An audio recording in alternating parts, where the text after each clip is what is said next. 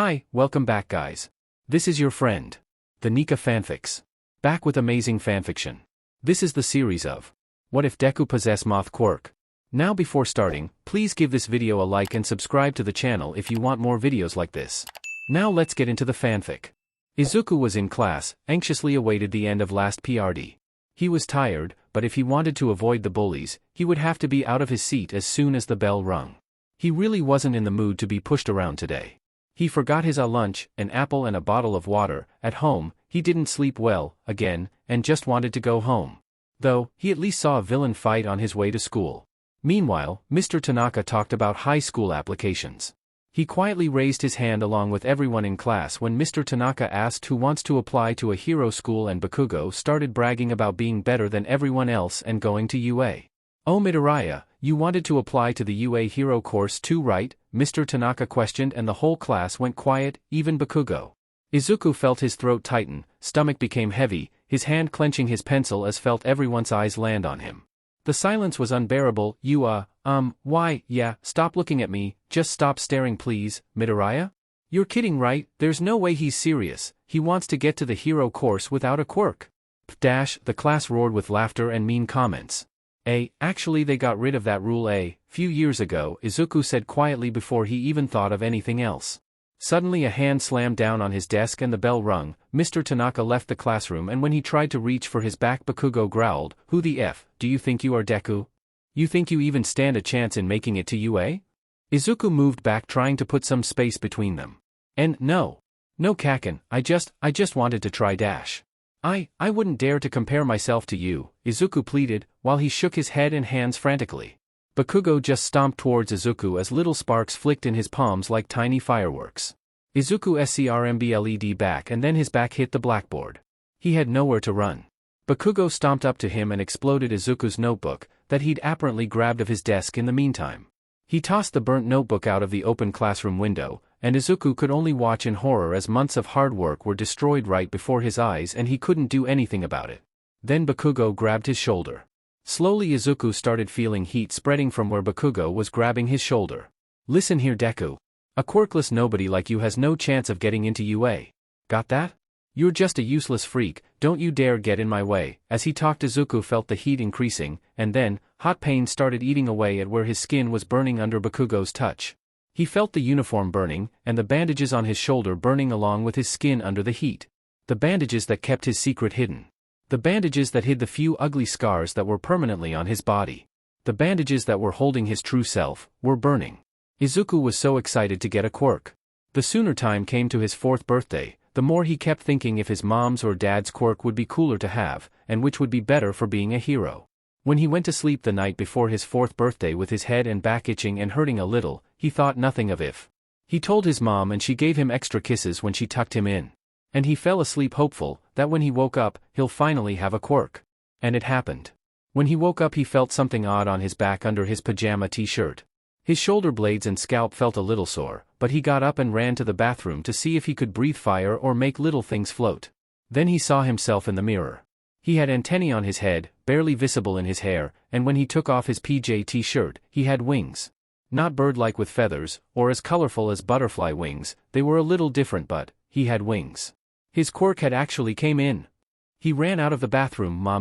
Mommy, guess what? My quirk came in," and his mother quickly ran out of her room with her hair half brushed. "Oh my, sweetie, that's Amatsu." Inko froze when she saw him. Izuku ran up to her with a wide smile and grabbed her skirt. "Look mommy, look. I have wings. I have a quirk mommy." His mother didn't say anything for a long while and then just told Izuku to get dressed and that they're going to the doctor. At the doctor's office, Inko told the doctor what her and her husband's quirks were, and that she didn't understand where Izuku's quirk came from. They were told by the doctor that Izuku might have gotten a gene from a distant or an old relative that resulted in him growing a pair of moth wings, but his mom didn't know anyone with that kind of quirk. She was told to take him to a quirk specialist to get his information updated and to find out more about Izuku's quirk. 2 days after Izuku's quirk had come in, his father came back from a business trip. As soon as Izuku heard his father's voice in the living room, he sprung out of his room. Daddy, my quirk came in." Before his mother could interrupt, his father smiled. "Really? That's wonderful Izuku. What is it? Can you breathe fire like your dad?" Izuku shook his head. "No, but I have wings Daddy." Doctor said they're moth wings. And 10, his father's smile faded immediately. He looked at his mom, what, and the air in the room changed. That's not my child, is it? He questioned. What? No, of course he is, slap. Don't fing lie to me. You cheated on me and thought I'd never find out, didn't you? That I'd raise it and never notice, his father screamed. You fing where? Izuku ran to his mother's side, Mommy, and his father kicked him in his stomach. Don't fing talk, you little sheet, he scoffed. I'm fing done, you'll never see me again, you slut. And with that his father walked out the door, holding only the suitcase he came back with. That was the last time Izuku saw his father. His mother never was the same after that. And she started forcing him to bind his wings with bandages to hide them, and she used hairpins to hide his antennae in his hair. It was painful, the bandages were so tight, and the hairpins pulled his hair. When he asked why does he have to hide them, when the other kids don't, she answered. Because you're not normal, Izuku. You're a freak of nature. If anyone found out, you'd get bullied, everyone will look down on you. No one can know and you'll be safe. Izuku looked up at her, but you'll tell everyone you're quirkless, Izuku. Izuku just nodded, his mom just wanted to keep him safe, she was right. Izuku felt the rest of the bandage on his shoulder slightly stick to his skin. When Bakugo let go, Izuku immediately recognized the smell of burned fabric and nitroglycerin. It made him almost dizzy. Bakugo's lackeys laughed, probably at Izuku's expression, from the doorway, while Bakugo threw his bag over his shoulder and started walking away. But just step from thr doorway he looked over his shoulder with a sheet-eating grin. But, if you really want to be a hero that bad, there might actually be another way. Just pray you'll be born with a quirk in your next life, and take a swan dive off the roof of a building. Izuku suddenly straightened, and with angry and yet fearful expression he met Bakugo's eyes. At which, Bakugo just smirked and popped a few small explosions as a threat.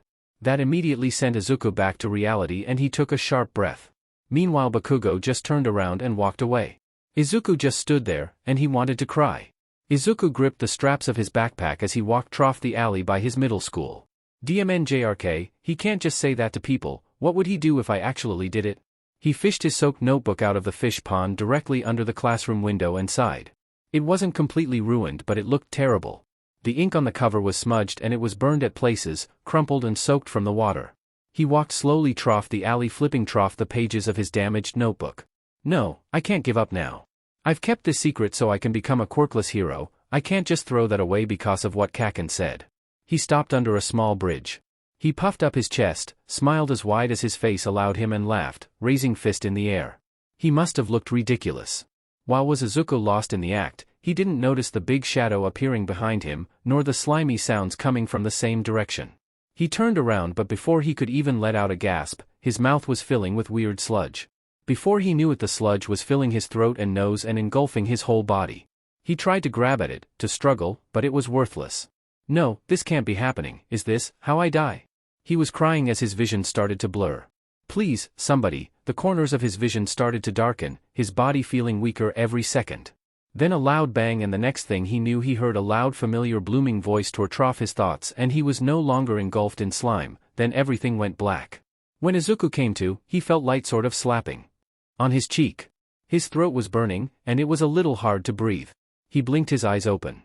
And what he saw in front of him made him think he actually was dreaming. Thought we lost you there, called the blooming voice that could ever belong to only one person.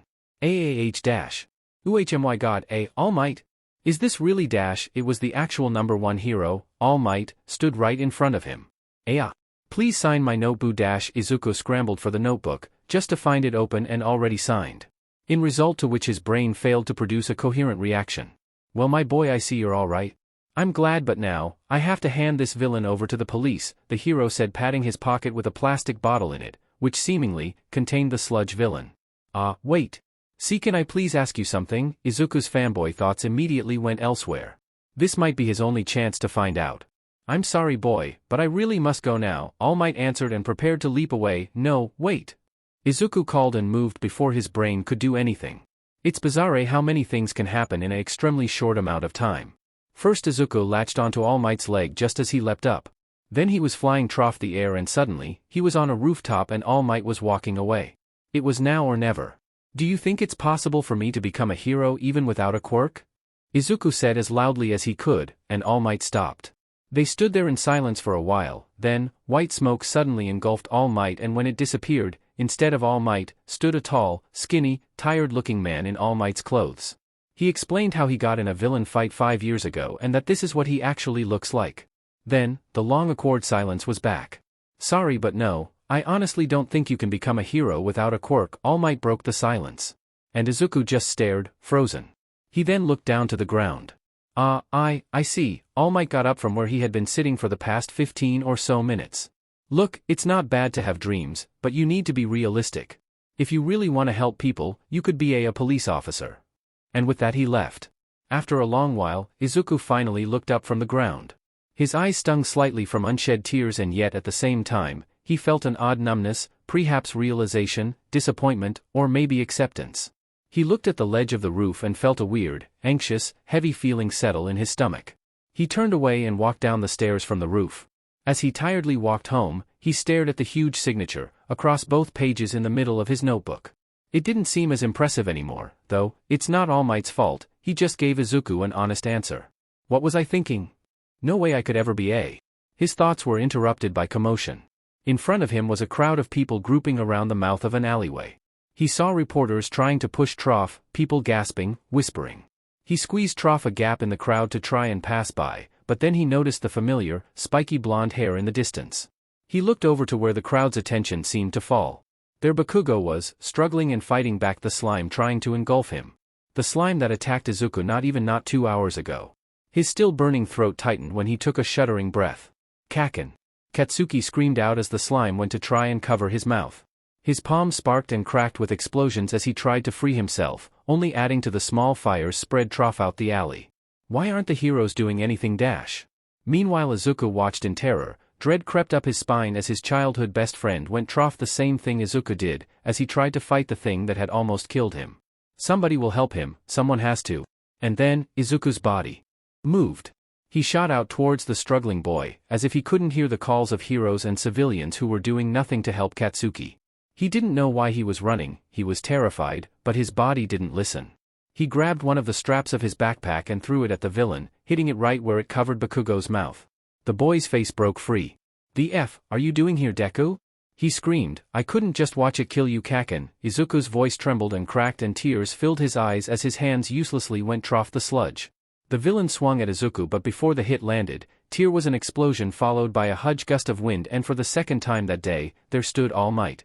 He punched the villain and grabbed both Izuku's and Bakugo's collars so they didn't get swept away by the sheer force of the wind following the attack.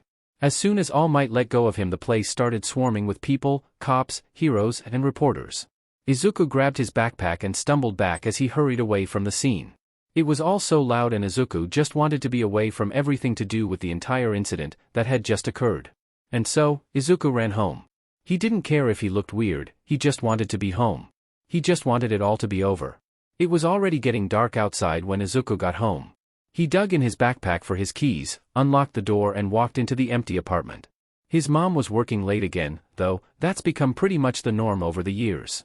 She had to work hard to provide for the both of them, and since she worked till late at night, from early in the morning, Izuku barely saw her dash. On the days that she was home, Izuku stayed in his room to not bother her. He went to his room and dropped his backpack on the floor. He took of his battered school uniform, the fabric burned from Bakugo's explosions, sticky and gross from the slime villain. He just stood there for a few minutes. The heavy anxious feeling he felt when he stood on the roof where All Might had left him still lingered. No, I honestly don't think you can become a hero without a quirk. Tears prickled at the corners of his eyes. He took a loose t-shirt, some random sweatpants from his drawer and went to the bathroom to replay the bandages on his back, that got loose and gross throughout the sheet of a day he's had. Izuku took a look at the burn on his shoulder. It still hurt pretty bad. That'll probably leave a scar. His throat still burned and felt weird. He felt weird. He folded his wings like always, like his mother did it when he was young. He took the roll of bandages and started tightly wrapping it around his torso from the waist up. His mother always wrapped them tighter. It was hard to breathe sometimes. He stopped midway trough, just about in the middle of his ribcage, when he looked at himself in the mirror. Why am I doing this? His hand dropped to his side. He just stood there. There wasn't a point in hiding it anymore, was there? He's never gonna become a hero. He was useless. What's the point in dash? And then it hit him. There was no point. He didn't have a reason to keep pretending, to try hard, to run from bullies, nothing. He didn't have anything to live for. That's what the feeling weighing in his stomach was, realization that his dreams were just dreams, and that the dreaming was over. Dead end. He put on the sweats and t-shirt and walked out of the bathroom. He walked into the hallway and then out of the apartment. He walked the few flights of stairs and finally arrived to the rooftop of their apartment building. The chilly night breeze blew right in his face as he slowly made his way to the ledge. Izuku stopped just before it, looking at the city, glowing in the darkness of the night. If he does this, his mom won't have to work as much, his teachers won't have to bother with him anymore, and Kaken won't have him standing in his way any longer. He stepped on the ledge barefoot, since he didn't bother to even put shoes on when he left. He exhaled shakily and looked down on the street below him. It seemed pretty high, though. Their building was only 5 stories tall. The feeling in his stomach didn't go away, didn't lessen, but neither did it get worse, it just lingered. Just do it. Izuku clenched his fists and took a deep breath. Do it. He thought to himself. What was stopping him? He didn't have a problem with walking up to the roof and then to the ledge, so why couldn't he just do it? Just jump.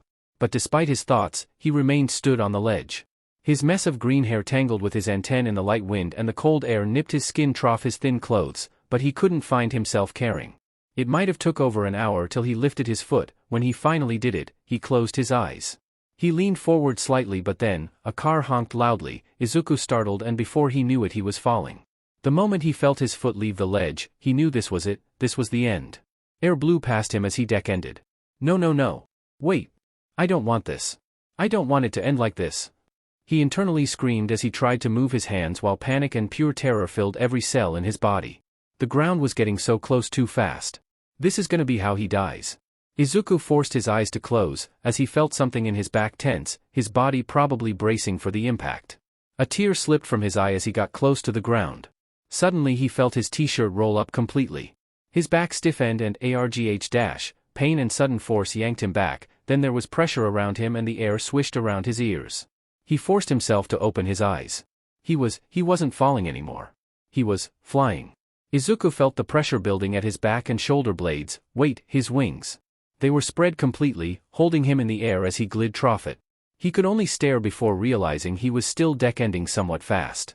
He looked in front him, the ground was still approaching, fast. DMN it. He inhaled deeply and tried to move his wings, and they did. But only a little, which ended up in him losing the little stability he had and finally colliding with the ground. His body slid and tumbled against the pavement before he hit a brick wall of a building side first with a grunt. He laid on the ground for a solid few seconds before trying to move.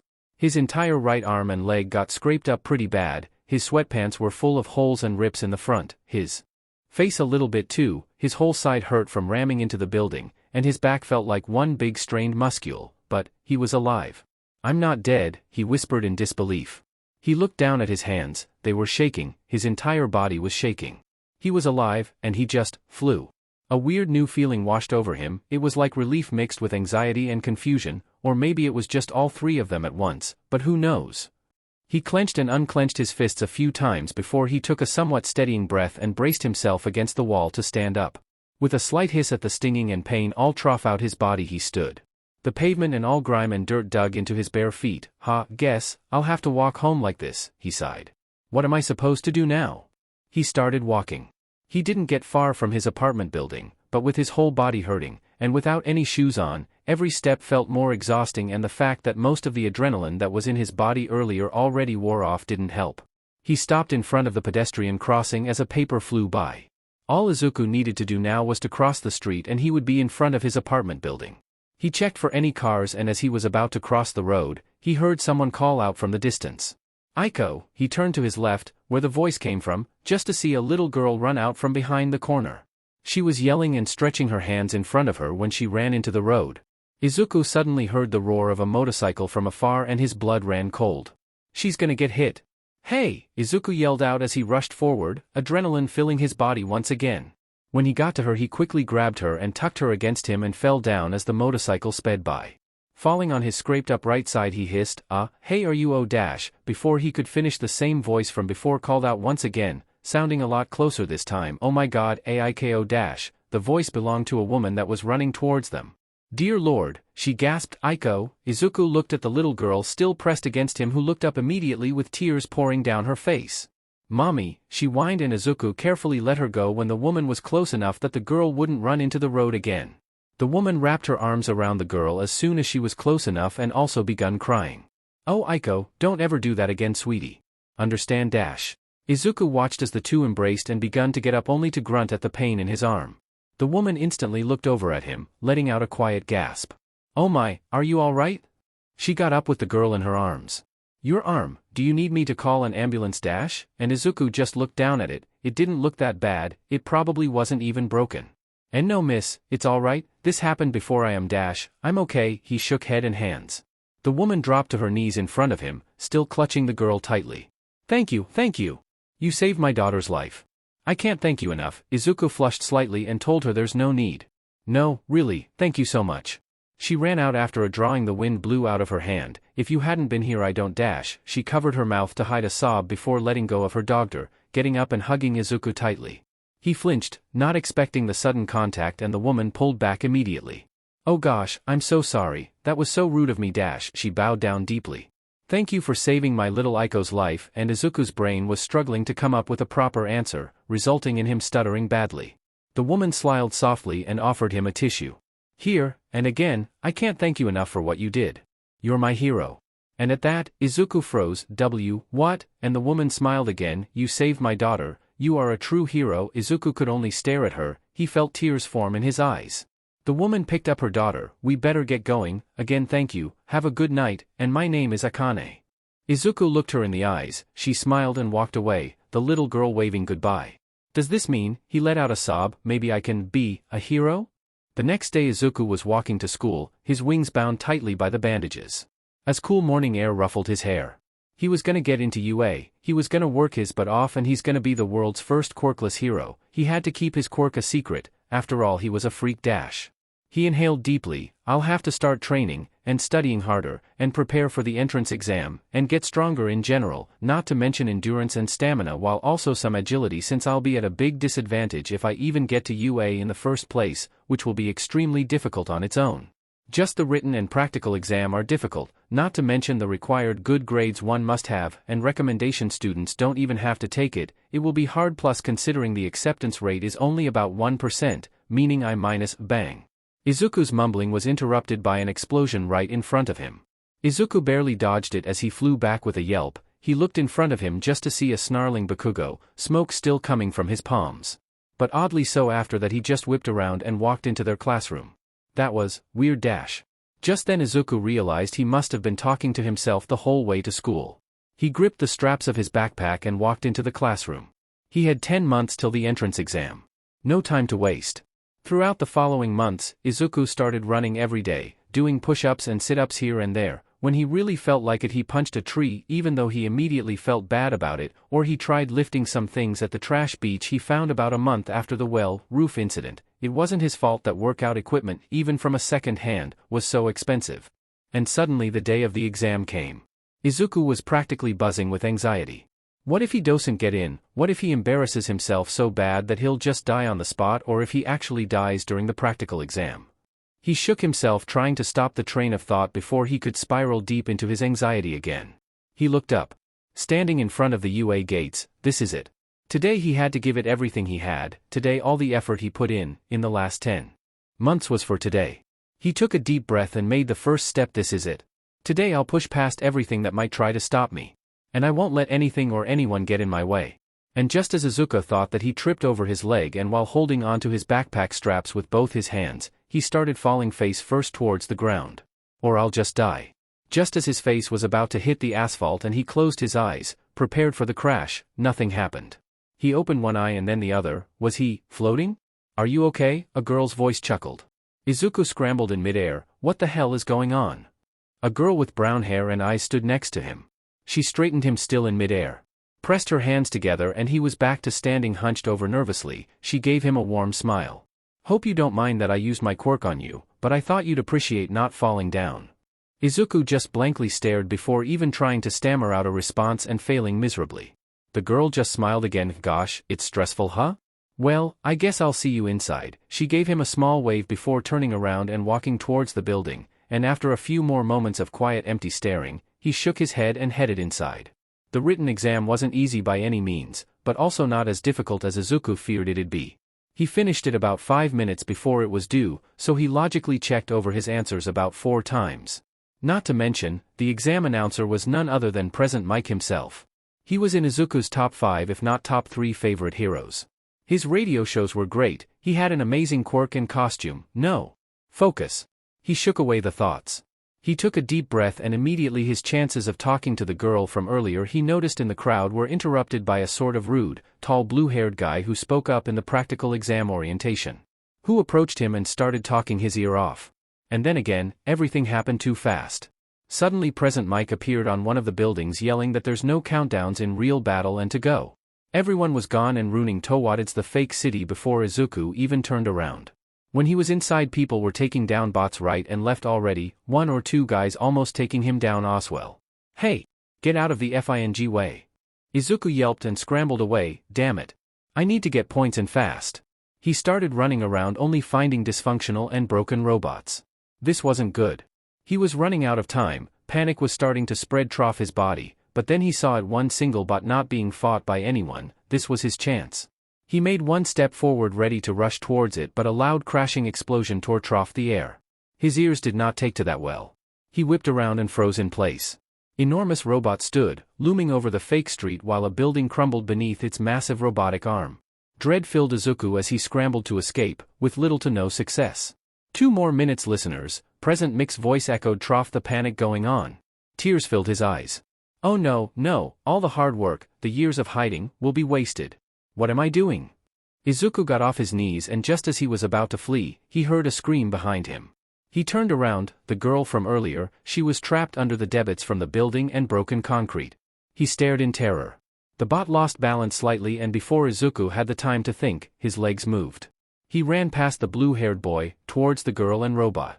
He yelled, "Use your quirk on me," and to his surprise she looked up barely able to move and outstretched her hand. He ran the fastest he could and her fingers barely brushed his leg, but the moment his feet left the ground he flew out towards the 0-pointer, and if he spun like a Beyblade in the air, nobody knows. Just seconds before he yelled out to the girl, he noticed the robot's leg. First of all, the robot lost its balance after a chunk of the wall fell on its leg and exposed some of the wiring, one red half-ripped wire sparking slightly, that could potentially at least do some damage if disconnected. Second of all, if he didn't do anything, that thing would crush the brown-haired girl. He didn't have a choice. He felt his body get heavier milliseconds before he crashed into the robot full force. Ouch, that probably a leg, maybe a rib or few. He grabbed the wire but just as he was about to yank the wire, the robot did it first and swung its leg upwards. Just 1 minute left. Good news, the wire ripped. Bad news, Izuku was falling from about 100 feet in the air, fast. He could feel his shoulder was dislocated, probably from the sheer force of being yanked 100 feet up, his leg and a few ribs broken by the looks of it. So this was how he'll actually die, huh? Kinda ironic considering what he tried to do 10 months ago and how it turned out. I'm gonna really die like this. He was falling in quickly. A few tears escaped his eyes as he plummeted through the air. The ground was closer every moment, and oh, there's gotta be something I can do. He prepared for the crash while the robot froze in place. Slap. He opened his eyes. He was hovering in the air, he was still alive. He looked over to the direction of the slap. The girl from earlier was floating on a piece of metal. She pressed her hands together. Release, she said weakly, and he dropped to the ground, face first of course. She on the other hand also lowered to the ground and threw up. I hope she's okay. He sighed. But now I have to do everything to get some points. I still have a chance. Time's up. Mick's voice sounded through the streets followed by the sound of sirens. Izuku felt the tears run down his face. His eyes rolled back and everything went black as his head hit the asphalt. Apparently passing out and then being healed with a healing quirk doesn't leave a person with much energy. Not to mention if you're running on 4.5 hours of sleep, due to a messed up sleep schedule, and add a shitload of anxiety, yeah, the exhaustion hits hard. Izuku was dragging his feet by the time he got home. Even though his injuries were healed, his whole body felt sore. He stumbled into the hallway, kicked off his shoes and dragged himself into his room. He didn't have the energy to change out of the tracksuit he wore during the practical exam. He was too tired to care if it was dirty, which it was.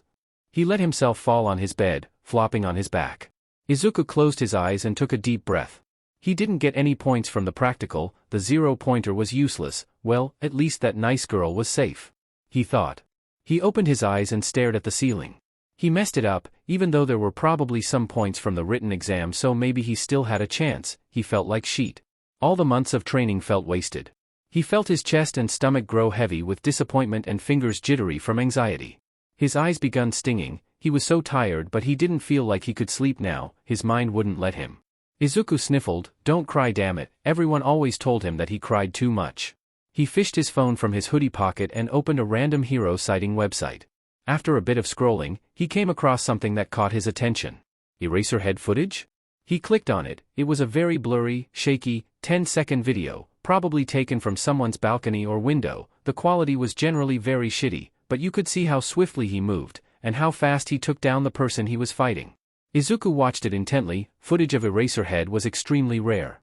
Immediately after the video ended, a new one started playing. For a moment it was just footage of the sky, before a voice announced, "I am here," and the brief excitement he felt was gone.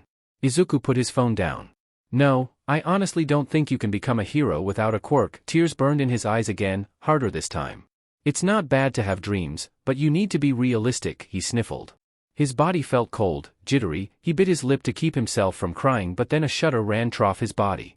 At that he broke. Tears spilled over as he gripped the blanket under him and he cried. He curled into a ball and bit his lip to muffle the sobs threatened to escape him. The quiet apartment's thin walls didn't do much to conceal the muffled sobs and quiet sniffles. The next day wasn't great. Izuku woke up with his eyes stinging and irritated from the hours of crying and falling asleep while doing so. He was tired, both emotionally and physically. He felt sort of numb as he walked to school. He didn't expect, even though he should have, to be punched right in the face by Bakugo as soon as the lunch bell rung. He crashed into the wall. What did I tell you about getting in my way, Deku? Bakugo growled. Izuku's nose burned and filled with the metallic smell of blood as the warm liquid slowly started running from his nose. Izuku started frantically waving his hands. No. Kaken, I'm sorry, I just wanted to try. I didn't mean to dash. Katsuki grabbed his collar and punched him straight in his stomach. Izuku's breath left him as he knelt over, gasping for air. Shut it, a kick to the side. Don't think that I'm done with you, Deku, he spat. Izuku coughed, pathetically curling in on himself, as Bakugo walked away. And he really wasn't done. A whole group of bullies were know him the moment the final bell rung the end of class. They managed to hit him with a textbook and some crumbled paper, and he almost fell at least 5 times as he barged through the hallways and out of school. He really didn't want to be beat up for the second time today, and Kaken seemed really angry. The blood leaking from his nose didn't make it any better. His nose started bleeding again when he started running from the bullies and ran into an open locker. He hated the smell of blood. The iron smell mixed with the odd dull yet overwhelming sharp metallic stench made him nauseous. His heart hammered in his chest as he ran. The muscles in his legs were starting to burn. His every breath felt painful and cold when his throat felt like it was slowly closing up, hurting from a sudden overuse. Sharp stabs of pain filled his left side due to the irregular breathing pattern. But he couldn't stop. He didn't know if they were behind him or if they were even still following him. But he didn't want to find out. Here and there he took different turns than usual, and he was slowly, probably, getting closer to home. Izuku wasn't focusing on anything except running. And even that felt like his body was running on autopilot. He was about to turn a corner when he collided with something, falling straight down hard on his butt. Everything spun. His eyes landed on something dark, then light, and then purple. A person. They said something, probably scolding him or asking him if he was okay, which, to be honest, was a lot less likely than the first possibility. He saw the person move and he was on alert again. He took a sharp deep breath. I'm sorry. The words rushed out of his mouth as he hurried to his feet and stumbled before taking off as fast as he could. Here he was bothering other people by running into them. When he finally got home, he shut the door behind him with a loud bang, and the moment he did so, he collapsed to his knees. He tried to catch his breath as he loosened the collar of his uniform. Cold sweat made his skin feel sticky and disgusting. Izuku's hands trembled slightly as the adrenaline left his body. After he caught his breath, he took off his shoes and grabbed his bag, and after a single look at it he felt shitty. The condition it wasn't the worst, but that wasn't his concern. His present mic keychain was missing. He's had it on the backpack for over 4 years. It was the last thing he got for his birthday. And the colors just went so well with the backpack. And now, it was gone. Hitoshi was tired as per usual, but especially after the UA entrance exams. He was sent out to buy groceries by his mom and at least got himself an energy drink. It was blue raspberry flavored, his favorite. He walked out of the store with the plastic bag with groceries in one hand and the Blue Thunder energy drink in the other. He took one sip. As he was about to turn around the corner, before somebody slammed into him, knocking Hitoshi right on his butt and resulting in him dropping the can of the energy drink. "Sheet," he grumbled. He looked at the person in front of him who was also on the ground. It was a boy in a middle school uniform, so probably a year or two younger than Hitoshi, because he looked pretty small to be Hitoshi's age. He had green messy hair, dark at places, his nose was bleeding. Wait, bleeding? The crash wasn't that hard, right? Hitoshi would have normally walked away by now, but the guy looked weird. He got up and dusted off his pants. The other kid looked pale and scared. "Hey, you, okay," he didn't want to ask, but something inside his head forced him to. The other kid's head shot up. I'm sorry," he stammered and stumbled to get up before rushing off. Hitoshi could only stare. He sighed. He looked at the now empty can on the ground. He was about to kick it before something else caught his attention. It was a small thing, laying on the ground. Yellow and black with small orange glasses, a present mic keychain. He didn't want to pick it up, it was gross. Wait, that kid, he remembered he had a yellow backpack, didn't he? That's probably his. And Hitoshi didn't know what in hell possessed him to pick it up, but he did. God, he was gonna need to wash his hands at least 5 times. He looked at it, it was slightly scratched and dirty up but not much. He turned it in his hand and a little sparkle caught his attention. He turned it upside down. On the bottom of one foot was written in wobbly handwriting, with a golden maker, July 15th. "I should toss this," Hitoshi mumbled, as he held it. He grumbled to himself, he had a strange feeling. He sighed and shoved the keychain in his pocket. The sky was cloudy when Izuku was on his way home from school. He ran at first, like he had been every day over the past 10 months, but slowed down once he was sure no bullies were following him today. Every day leading up to today was shadowed by anxiety as he dreaded and at the same time hopefully awaited, when a letter from UA either announcing that he'd passed or that he didn't, would arrive. A single drop of water dropped on his nose and made him jolt ever so slightly. He looked up only to see the sky a much darker and angrier shade of gray than a few minutes ago. Then another raindrop fell on his cheek and one fell right in his eye. Damn it, Izuku rubbed his eye and more drops of water started hitting his head, skin, and uniform. Izuku started walking faster only for the rain to begin an absolute downpour. Izuku was running yet again, but despite his best efforts he was soaked when he entered his apartment building, though the thunder outside didn't disappoint in scaring the sheet out of him. It was loud, it made Izuku shudder, but that was also partially because of his soaked clothes. He didn't like getting wet. He got to his apartment, fumbled with his keys and unlocked the door. The greenette was about to crouch down, planning on untying his shoes, when he noticed it, a letter on the floor. Izuku's heart skipped a beat, before he felt heartbeat pick up as soon as he carefully reached for it and picked it up. "It's from you, Dada," he breathed out quietly. Moments later, he was throwing his wet shoes off without a second thought and he was sprinting to the kitchen, digging in the kitchen drawer for a knife. He grabbed one and stared at the envelope for a few seconds, before he placed both of the items down on the kitchen counter. Nervous was definitely not enough to describe how he was feeling right now. He could only stare at the envelope with the UA seal as minutes ticked by. After 30 long minutes, he finally willed himself to pick it up and open it.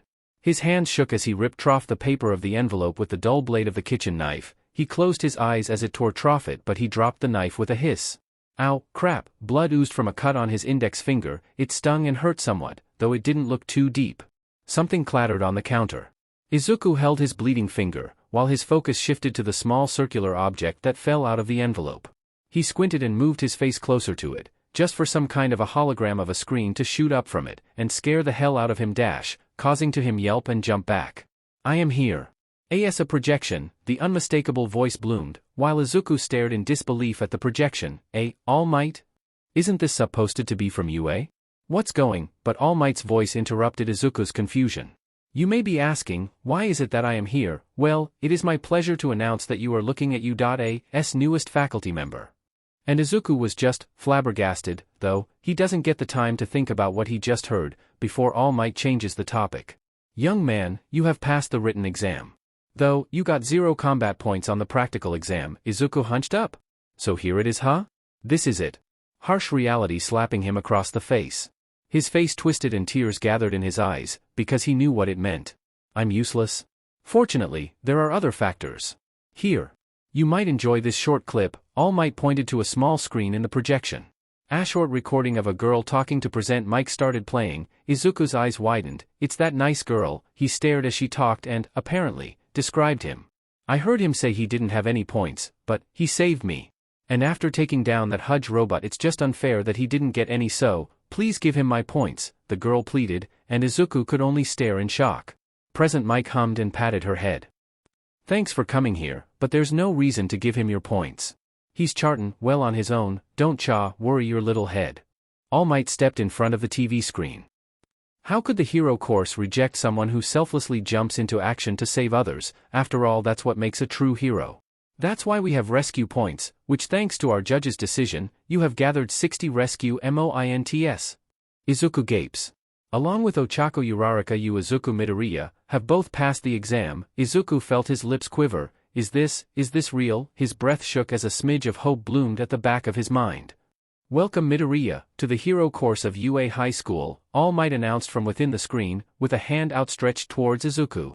A tear slipped from the corner of the boy's eye, then many more tears followed and spilled over. He wiped furiously at his face, before the sniffles and sobs took over. I got in. Izuku carefully adjusted the hairpins that secured his antennae in his hair. He had gotten used to the uncomfortable feeling over the years, though it was painful and weird when he was younger. His wings were tightly bound to his back with fresh bandages, hidden under his shirt and a new uniform, a uniform. His hair was impossible to brush, like always. But he tried his best. Same goes with his tie, which he had to, actually, look up a video on the internet about how to do it, and still didn't really understand. Like seriously, how do people do this every day? With a deep breath, he grabbed his yellow school bag, without the present Mike keychain, put on his red shoes and looked in the mirror for the final time. He took a deep breath and squeezed his lightly trembling hands into fists, before walking out the door of his apartment and locking it. And with determination and slight fear, he walked towards the train station. Let's hope everyone's nice, Izuku thought aloud as he opened the giant door of the 1A classroom. Take your feet off of that desk, now, oh no. The blue-haired boy from the entrance exam was chopping the air with his hands, scolding none other than Bakugo himself, because of course they'd both be in the same class as Izuku. It is only the first day and you're already disrespecting the school and its property. Bakugo barked a laugh. Did your old school put a stick up your butt? And the blue-haired boy gasped slightly, before his expression changed and he cleared his throat. Let's start over. My name is, oh. It's you. The boy's gaze lands on Izuku and everybody turns around to stare at him. Great. You hello. Izuku looks away, his cheeks flushing as he shrinked on himself, not liking everyone's gazes on him one bit. Good morning. My name is Tenya Ida from the Somei Private Academy. Izuku took a small step back as the boy walked over to him. I'm Izuku Midoriya. It's nice to meet you, he stuttered. Midoriya, Ida spoke. I misjudged you completely during the practical exam. You were very perceptive and acted like a true hero student should. I admit that you're superior to me as a student, noticing things I didn't and jumping in to help a fellow examinee in need. I apologize for my previous behavior. Izuku blinked once, twice. Okay, what? A voice from behind Izuku exclaimed, Hey, it's you. Falling boy, with the wild hair. Izuku startled and whipped around to see the person who just spoke. That's the girl from the exam. He realized when he noticed the familiar-looking brown hair, eyes and pink cheeks. I'm glad you made it in. But I mean, why wouldn't you? The thing you did with that robot was amazing. She cheered and moved her hands around, like she was pulling on an imaginary wire. Izuku wanted to say something but he could only think about the recording. I should thank her. It was really nice of her to go to the judges, even though it didn't matter in the end, she didn't have to do it. My name's Ochako Uraraka by the way. She smiled and Izuku snapped back from his tots. What do you think we're doing besides orientation? I wonder what our teachers are like. Oh, I can't wait to meet everybody, she beamed and Ida nodded, pushing back his glasses. Just when Izuku was about to speak, someone mumbled. If you're here just to make friends, then you can pack your bags now. Izuku looked down towards the direction of the voice, and froze. A caterpillar-shaped yellow thing with a human face was laying on the floor. Wait, is that a sleeping bag? Welcome to U.A.'s hero course. Welcome to U.A.'s hero course, the person? On the ground groaned. Pulling out some kind of a packet and drinking it in one go. What the hell is going on? Izuku, Uraraka and Ida stared down in terror as it moved and the zipper of the presumed sleeping bag opened. A tired-looking man with shoulder-length, black, wavy hair climbed out of it, dressed in all black, with a gray scarf draped around his neck and shoulders loosely. It took you all 8 seconds to notice me. That's not gonna work. He stepped closer to the trio as he eyed the rest of the class. Something about his gaze made Izuku shudder, dark tired eyes that looked like they could pierce your soul with one glance. Something about the man seemed familiar, though he didn't have a clue why or what. My name is Shoyuta Aizawa, I'm your homeroom teacher. This is our teacher? The man picked up his sleeping bag and pulled out the uniform they were given for PE class out of it. Seriously, what else is he hiding in that thing? Put these on and head outside. A collective "huh" sounded through the classroom. What? A quirk assessment test? The class questioned in unison, staring at their teacher. Izuku looked over to Uraraka. What about orientation or the entrance ceremony? She asked, first to break the silence. If you actually want to become a hero, there isn't time for things like that, and Izuku shrinked back a little. Here at UA, us teachers run classes however we see fit. That doesn't sound comforting. All your lives you've been taking basic physical tests, Aizawa continued, pulling out a phone and turning the screen towards them. Though you never used your quirks while doing so, he continued. Our society is still trying to push the idea of everyone being born equal. The outcomes of that are a different chapter on its own entirely. Bakugo, you placed first on the entrance exam. What is the furthest distance you managed to throw with a softball? In junior high, Bakugo answered, surprisingly calm. 67 meters I think. Aizawa hummed, try doing it with your quirk. The taller man handed the blonde boy a softball, as he stepped into a circle on the ground. Anything goes, just stay in the circle. Bakugo stretched, staring at the teacher with an unimpressed expression. All right, you asked for it. He pulled his arm back and gritted his teeth. Throwing the ball with as much force as possible, boosting it with multiple explosions, as he screamed, die. The black-haired man raised the phone screen again. All of you need to know your maximum capabilities. That's the key to figuring out your potential as a pro hero. Everyone gaped as the number 705.2 lit up on the screen. A few people from the class spoke, commenting on the impressive distance and getting excited about using their quirks for the tests. You think this is fun, huh? Idiots, Aizawa grinned, and if that didn't make a shiver run down Izuku's spine dash. Today you'll compete in multiple physical tests to gauge your potential. Whoever will end up last, will be expelled immediately. As the man spoke, the grin remained spread across his face and Izuku already could feel the dread creeping at the back of his mind. He was the weakest in his class, that he was sure of. He was so screwed. No, I can't think like that. I am in UA. I got in, and I won't give up that easily. Izuku clenched his shaking hands into fists. I don't know how, but I won't get expelled. I am not giving up yet. What? You can't just send one of us home, we just got here, and besides it's just unfair, Uraraka protested. And you think that natural disasters are? The man retorted. Power-hungry villains? Catastrophic accidents capable of wiping out entire cities? No. The world is full of unfairness and it's a hero's job to try and balance that. If you want to be a pro, you'll have to push yourself past your limits for the next 3 years, the teacher paused. Show me that it's not a mistake that you're here. The tests consisted of a 50-meter dash, grip strength assessment, standing long jump, repeated sidestepping, and a ball throw. Izuku didn't do terrible on any of them, though there was a clear gap between him and some of his classmates in each of the tests. Everyone gasped as the phone screen showed infinity after Uraraka threw the ball, to which she smiled and rubbed her neck, and then it was Izuku's turn. He gulped and squeezed the ball in his shaking hands. He stepped into the circle and took a steadying breath. I have to give it everything I've got. The greenette shifted on his feet and pulled his arm back. His entire body shook as he prepared to throw the ball. I can't mess this up, he thought as his eyes squeezed shut and he gritted his teeth. Izuku inhaled sharply, and just as he was about to swing, Midoriya, Aizawa's stern voice made him flinch. I'm sure you are aware of the disadvantage you have against your classmates, considering your lack of a quirk. But if you want to be a pro hero, you can't afford to hesitate, nor can you afford that disadvantage to make you a ballast in the field. The boy's green eyes met the man's dark tired ones. If you really want to save people, you'll have to work twice as hard than anyone else here. You're going to work your butt off to keep up. If you're willing to accept that, then go on. Throw that DMN ball.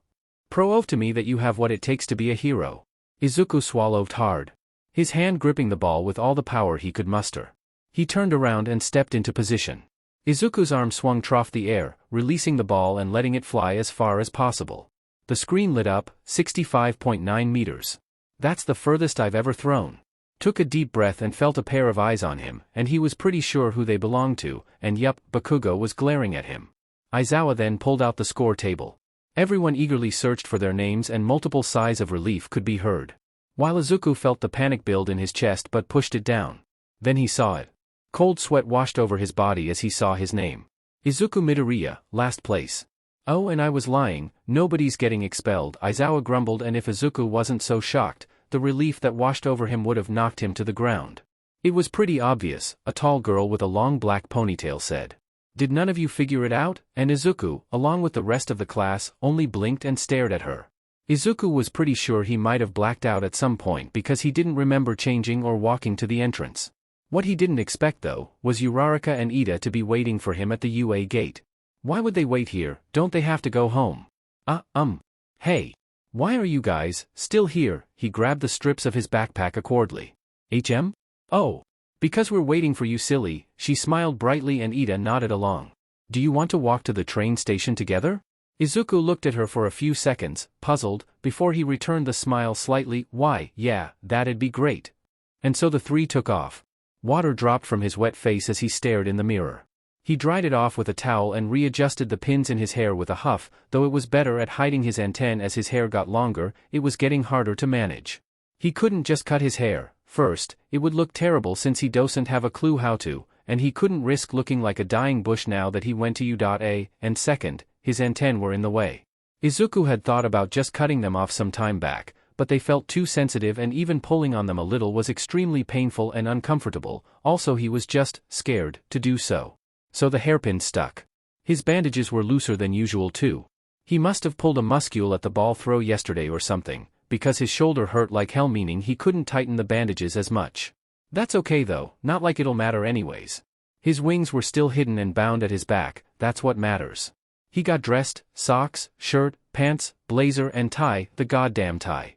Attempted to, and failed yet again, brush his hair and got ready to leave for the earlier train. He had decided to start arriving earlier, after he'd almost missed his station due to the sheer number of people that were on the later train yesterday. Then he remembered how Ida and Uraraka waited for him yesterday and walked to the train station with him. It was nice. They talked, well, Izuku didn't talk as much but still it felt nice and it was just fun. Though it wasn't for long, it made him feel sort of warm inside. Maybe, just maybe, would they want to be his friends? He shook his head. That sounds kind of discreet, doesn't it? He'd just have to see if they wanted to talk to him again, and he somewhat hoped they would, and that they won't call him a creep or a freak. He wished that they wouldn't dash. When Izuku walked into the classroom he was a little surprised to see that Ida, along the bird-headed classmate, and the tall guy with multiple arms were already there. They still had about 40 minutes before the classes started, so he didn't expect anyone to be here yet, not to mention that Izuku didn't see any of them on his way to school, meaning they all must have arrived a while before he did. Ida noticed him and smiled. Oh. Good morning, Midoriya. I see you also care about being a proper student and do not arrive at the last minute. Izuku smiled back, relieved a little that Ida didn't seem to mind talking to him. Morning, he stammered. Why, yeah, there's less people on the morning train. He rubbed the back of his neck, not knowing what to say. Ah. I see. The taller boy pushed back his glasses. Are you not fond of crowded places, Midoriya? It is crucial that as future heroes, we're able to navigate and keep calm under any circumstances. Ida made a chopping motion with his hand as he spoke and Izuku did his best not to flinch when it startled him. Apparently he did a fairly good job at it because Ida didn't seem to notice. He stepped back a little and nodded twice. He tried to speak but Ida didn't seem to notice and interrupted him. Well, we have the entire school day ahead of us. I'll talk to you later, Midoriya. The blue-haired boy nodded to himself and smiled a little. Why, yeah, Izuku agreed and walked to his seat while Ida went to his own. His other two classmates remained quiet. He sat down and stared at his hands for a minute. The room was quiet, the light was dim and it felt almost comfortable. He hesitated before quietly reaching into his backpack and pulling out a pencil along with his hero analysis notebook. He flipped off the pages and found the unfinished sketch of Mount Lady. He started working on it a few days back and now it was almost done.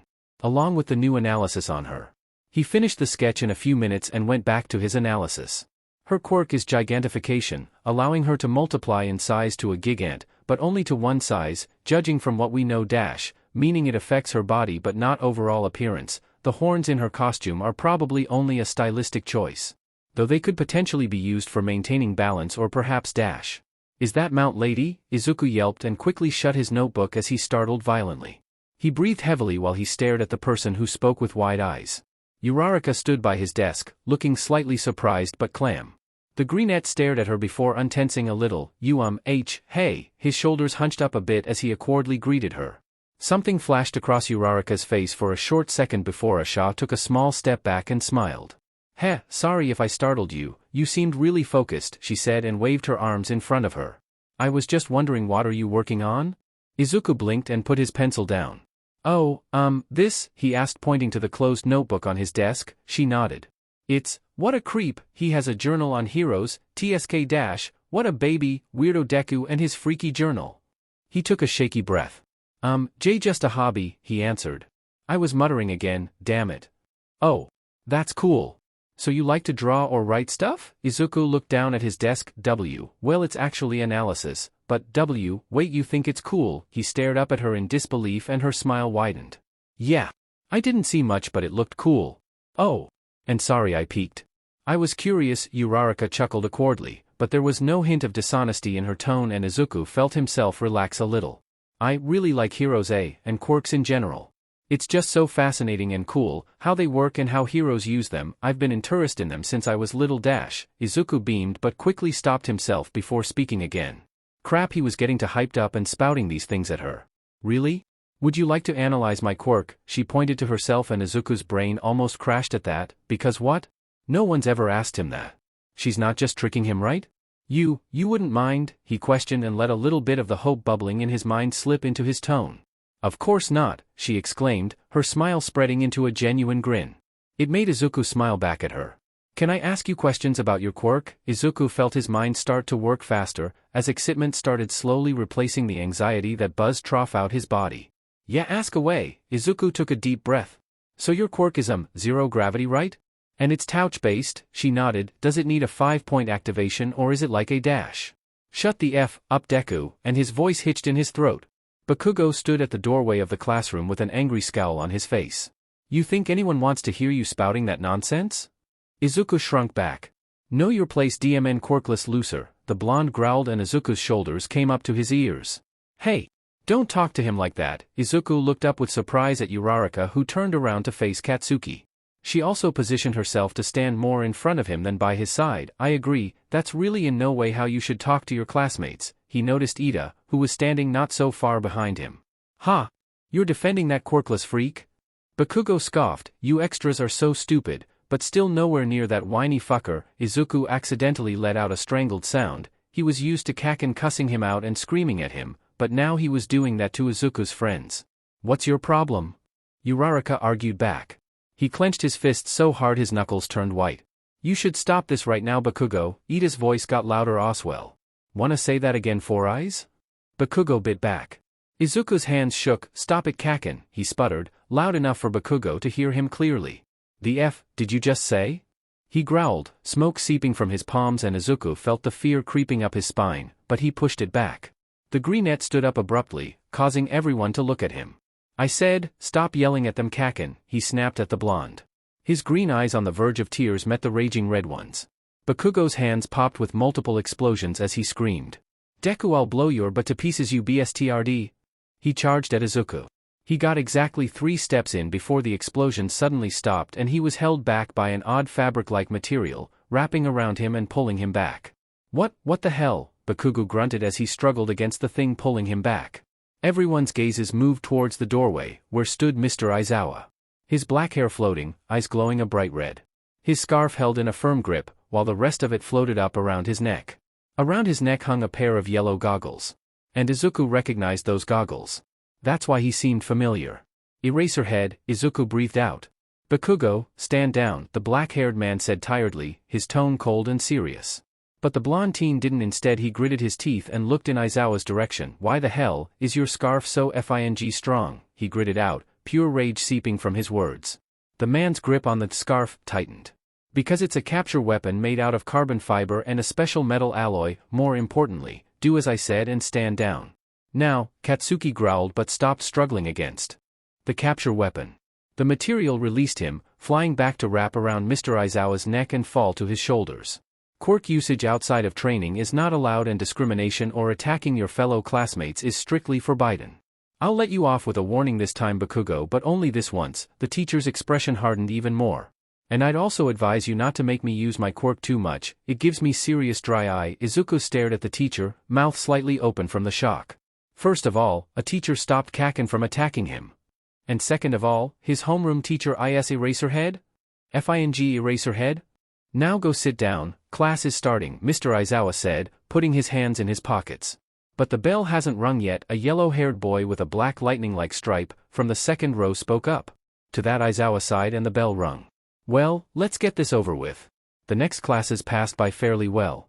They had homeroom with Mr. Aizawa Eraserhead. He was still processing that dash English with present mic, which was just great in all directions dash math with ectoplasm. He looked so cool in person dash lunch where they met lunch rush. He was so nice dash art history with midnight. And well, yes, she's called the R-rated hero for a reason, but she's still really beautiful and nice. And now it was time for the foundational heroics.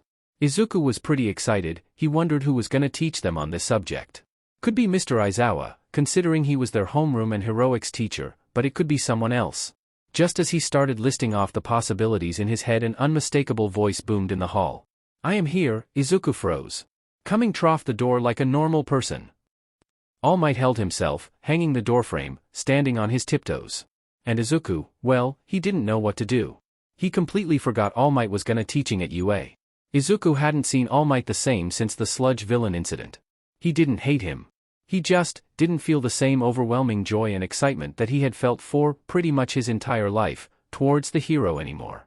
He still thought All Might was incredibly strong and cool to a certain degree. He was the number one after all dash, but he just couldn't see him in the same light. Especially after the rooftop incident. The classroom filled with gasps, amazed sounds, whispers and quiet chatter as everyone took in the presence of the number one hero. He's wearing his Silver Age costume. Izuku thought, trying to redirect his thoughts and stop the discomfort and anxiety creeping up his spine. All Might walked up to the podium as the class continued their chatting and awing over him.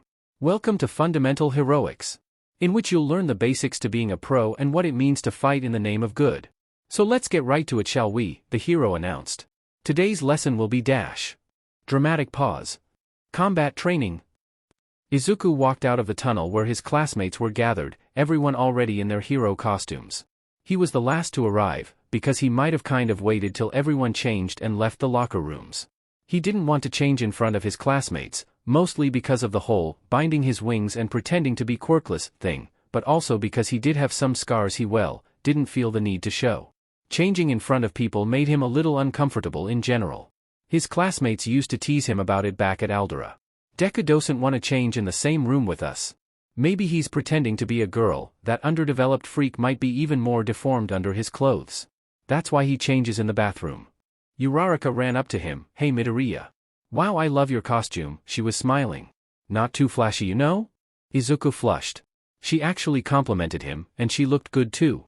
I should have been more specific about mine though. She rubbed the back of her neck with an awkward chuckle. This bodysuit is skin tight, not really my style. A short guy with purple ball on his head chimed in, the hero course is awesome, while staring at Uraraka. That made Izuku uncomfortable. To be honest though, he really liked how his hero costume turned out. It consisted of a baggy jumpsuit from a durable material, to keep him warm in the cold and vice versa. It was dark green, with white lines along his sides and ties and two on each of his sleeves and on his legs, after which followed a shade of green on all four of his limbs. He also had a red utility belt with a bow staff and boots with black parts. A black hood, shoulder guards, fingerless gloves, a black mask and a pair of goggles with dark red lenses. And his knees and elbows were reinforced with a thicker and stronger fabric that worked like joint guards. He also liked that it had a lot of pockets as he'd requested. They all could contain useful things like capture tape, HNDCFFS, or a small knife. He generally wanted for his costume to be more practical than stylish, and it was pretty obvious compared to his classmates. Though he didn't know all of their quirks, though he saw bits and pieces at yesterday's quirk assessment tests their costumes looked really cool. Ida was wearing a suit of armor of sort. He looks cool too. All Might told them that currently, they were on ground beta, which Ida correctly pointed out, was the same fake city as the one from the entrance exam. Does this mean that we'll be battling robots again? Ida questioned. It is true that most of the villain fights that you see on the news do happen outside, however. Statistically speaking, most run-ins with all sorts of villains actually happen indoors. Think about it, the hero exclaimed. Backroom deals, home invasions, robberies, or even secret underground lairs. Intelligent criminals stay hidden in the shadows. So for this training exercise, you'll be split into two groups, good guys and bad guys. And fighting 2-on-2 indoor battles. Okay, that seemed a little advanced. As others raised questions and voiced their concerns, All Might explained the rules. Team Villain will hide a missile somewhere in the building and protect it from the heroes or capture them. The hero team's goal is to either recover the weapon or capture the villains. The teams were picked randomly by drawing lots. Izuku was actually somewhat surprised to be teamed up with Uraraka. Don't get him wrong, he wanted to be on a team with her, but his luck was bad most of the time, so he didn't expect to actually be paired up with her. Wow, we're actually a team. That's great, Uraraka cheered, and Izuku responded with a slightly awkward chuckle. If I don't mess this up, this day may not actually be so bad. The hero team is gonna be Team A. Uraraka and Midoriya, against villain team D. Bakugo and Ida. Damn it. Izuku winced and sighed. There goes my luck. So what do you think, Midoriya? Uraraka's voice broke Izuku from his thoughts. What? Oh, the floor plan. They had 5 minutes to make a plan while the villain team hid the weapon. I think we should go trough the second floor window. The chance that they hid the weapon on the first floor is really small, and they might be guarding the entrance, so we could take them by surprise. I think Ida will be guarding the missile and Kaken will try to find us, though I can't be sure, but he's not really a team player. Uraraka frowned a little. Oh yeah, that Bakugo guy. What's his deal? He keeps picking on you and acting like a JRK. He's always been like that, well, since we turned 4. Izuku wanted to say but didn't. He can be really mean. He felt slight itch of the scar on his shoulder. But he's really strong and confident. His quirk is amazing. Compared to him, Izuku trailed off, not sure how to finish the sentence. He squeezed his shaking palms into fists. If I want to prove I can be a hero, I have to beat him. It didn't make sense, yet somehow, it felt like the simplest way to say it. Uraraka's frown changed into a determined expression. Yeah. Let's show them. She did a middle motion with her fist. All Might's voice boomed trough their earpieces. Hero team. Your time starts now. And yeah, it'll take a while for Izuku to get used to that. They entered trough the second floor window like Izuku suggested, using Uraraka's quirk, which she said she can use pretty well but makes her feel sick if overused or when she uses it on herself more. They started slowly making their way trough the hallways, checking behind corners and sneaking closer to the stairway to the third floor. If we encounter Kaken, I'm pretty sure he'll go after me first. If that happens, we should dash. Here you are, Deku. Screaming, Bakugo appeared from an upcoming corner, already swinging his arm with an explosion in Izuku's direction. Izuku immediately pushed Uraraka out of the way and jumped back. Thankfully, only a part of the mask that covered his nose and mouth, getting ripped off by the blast.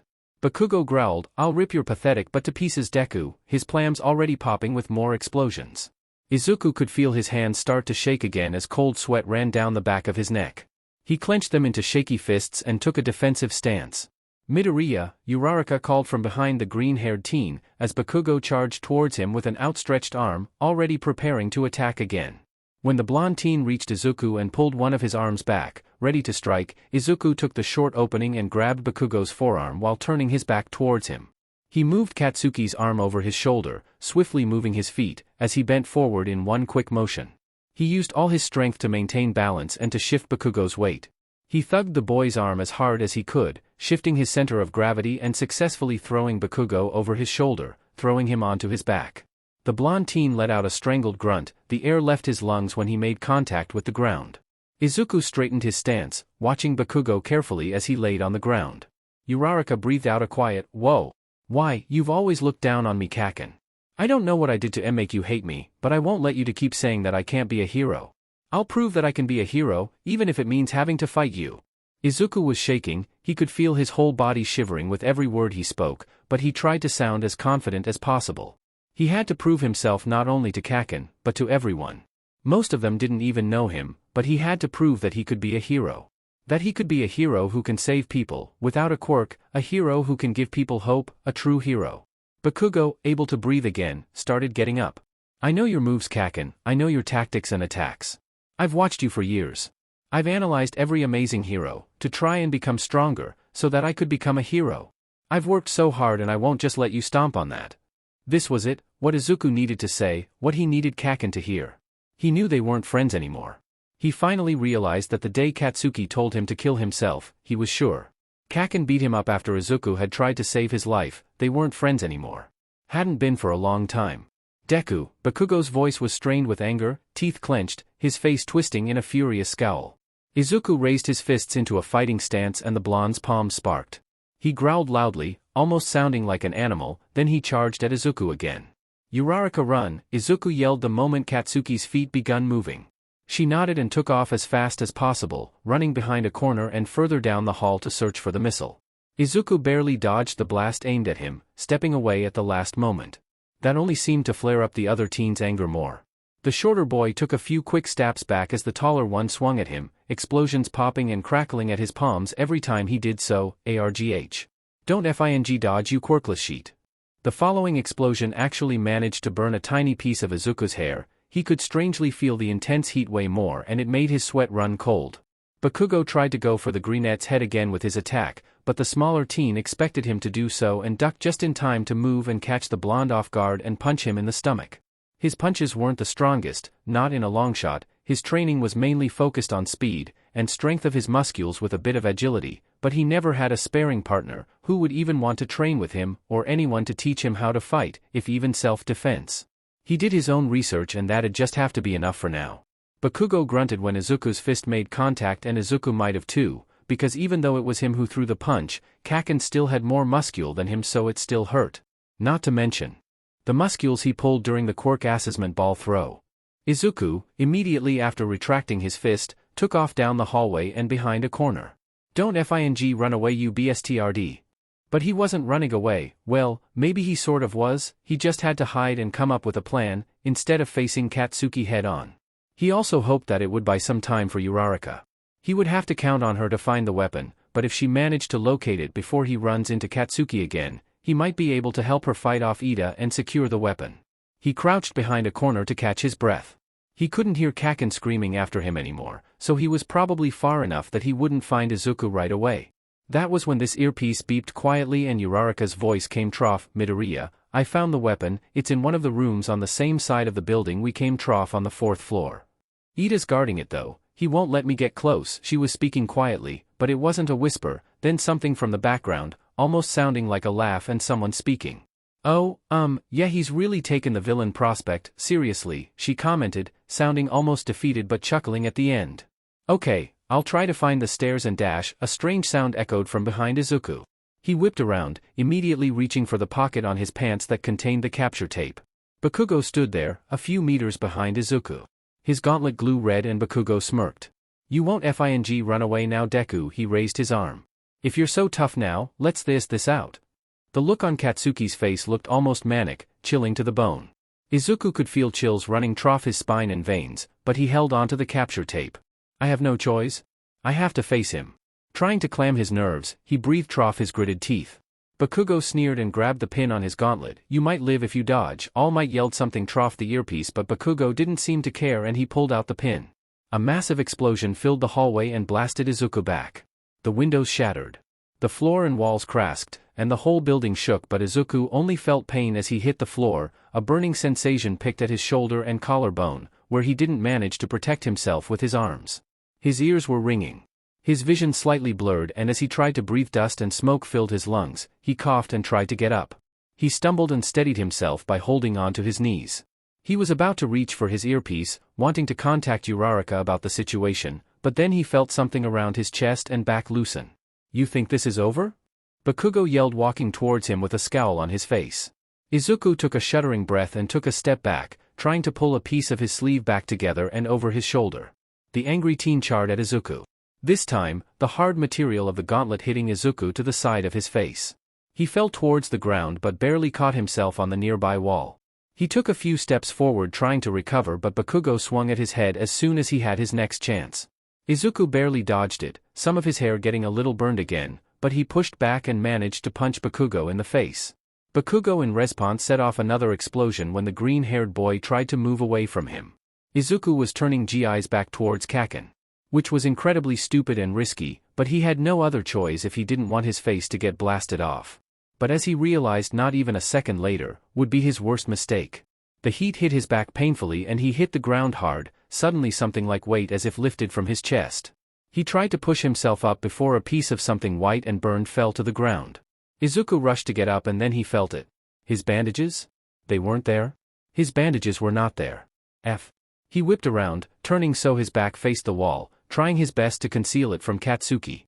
The smoke from all the explosions was slowly clearing out, which would be good if Izuku's wing back wasn't out for everyone to see, but at least he could see Bakugo, who looked ready to say the least, probably kill Izuku.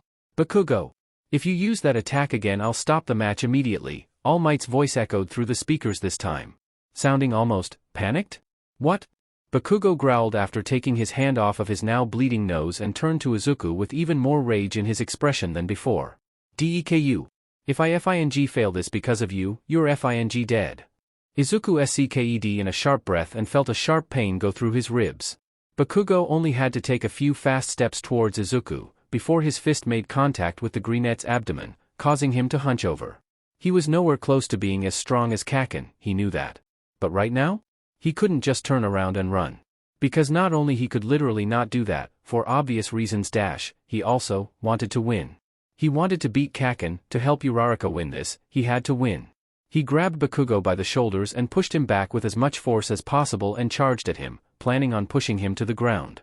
Unfortunately, Izuku's luck was only something that was gone as fast as it appeared, because Bakugo was significantly faster. The taller boy's hand grabbed Izuku's neck. The fabric of his costume did nothing to lessen the heat of Bakugo's palm, and he instantly felt the blood rushing in his ears as panic filled his entire being. He tried to JRK back but to no avail, and the explosive teen's grip on his throat tightened. He had one thing that might work before Bakugo burned the fabric separating the direct heat and the skin on his neck. Izuku threw his head back and gritted his teeth. He squeezed his eyes shut and then swung his head forward with as much force as he could.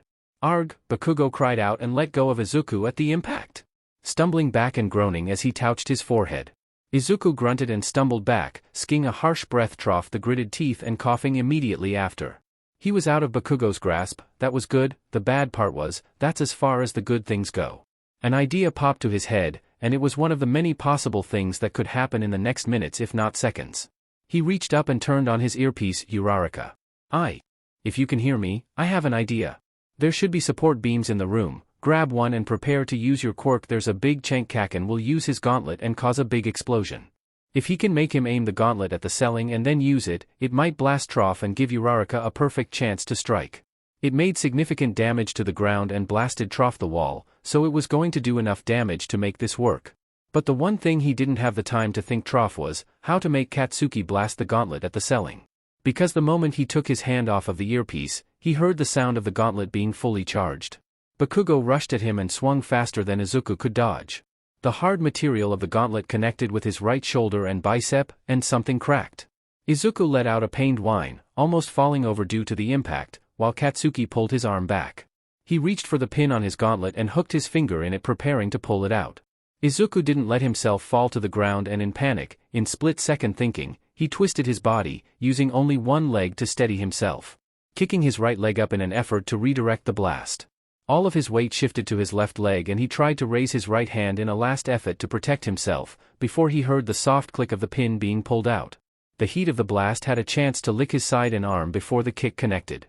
The ceiling exploded and Izuku only felt the gush of wind and the loud sounds of glass and concrete breaking and being torn apart. He didn't feel the shifting as something slipped from the burnt and torn back of his costume. She was a little unsure of what Midoriya meant when he contacted her, but she trusted him. He said he knew Bakugo and earlier, and he was right about Bakugo attacking them while Ida guarded the weapon.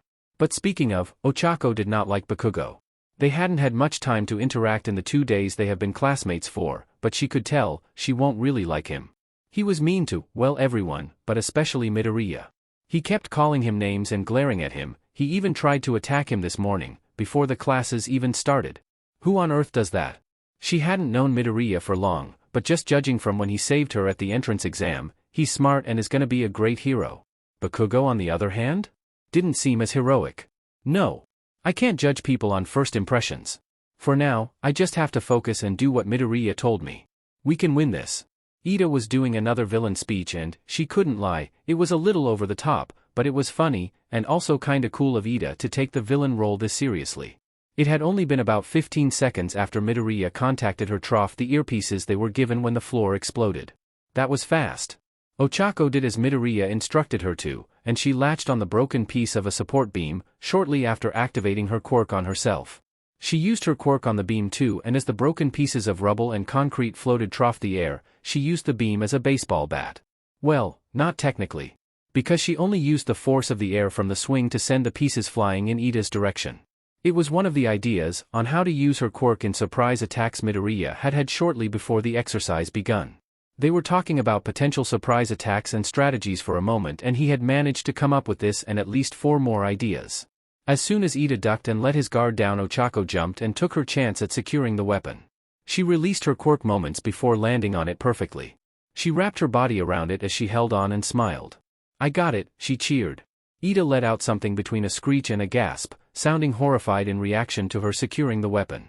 No, and yeah, Ida was being way too dramatic, but it was way too funny to tell him so.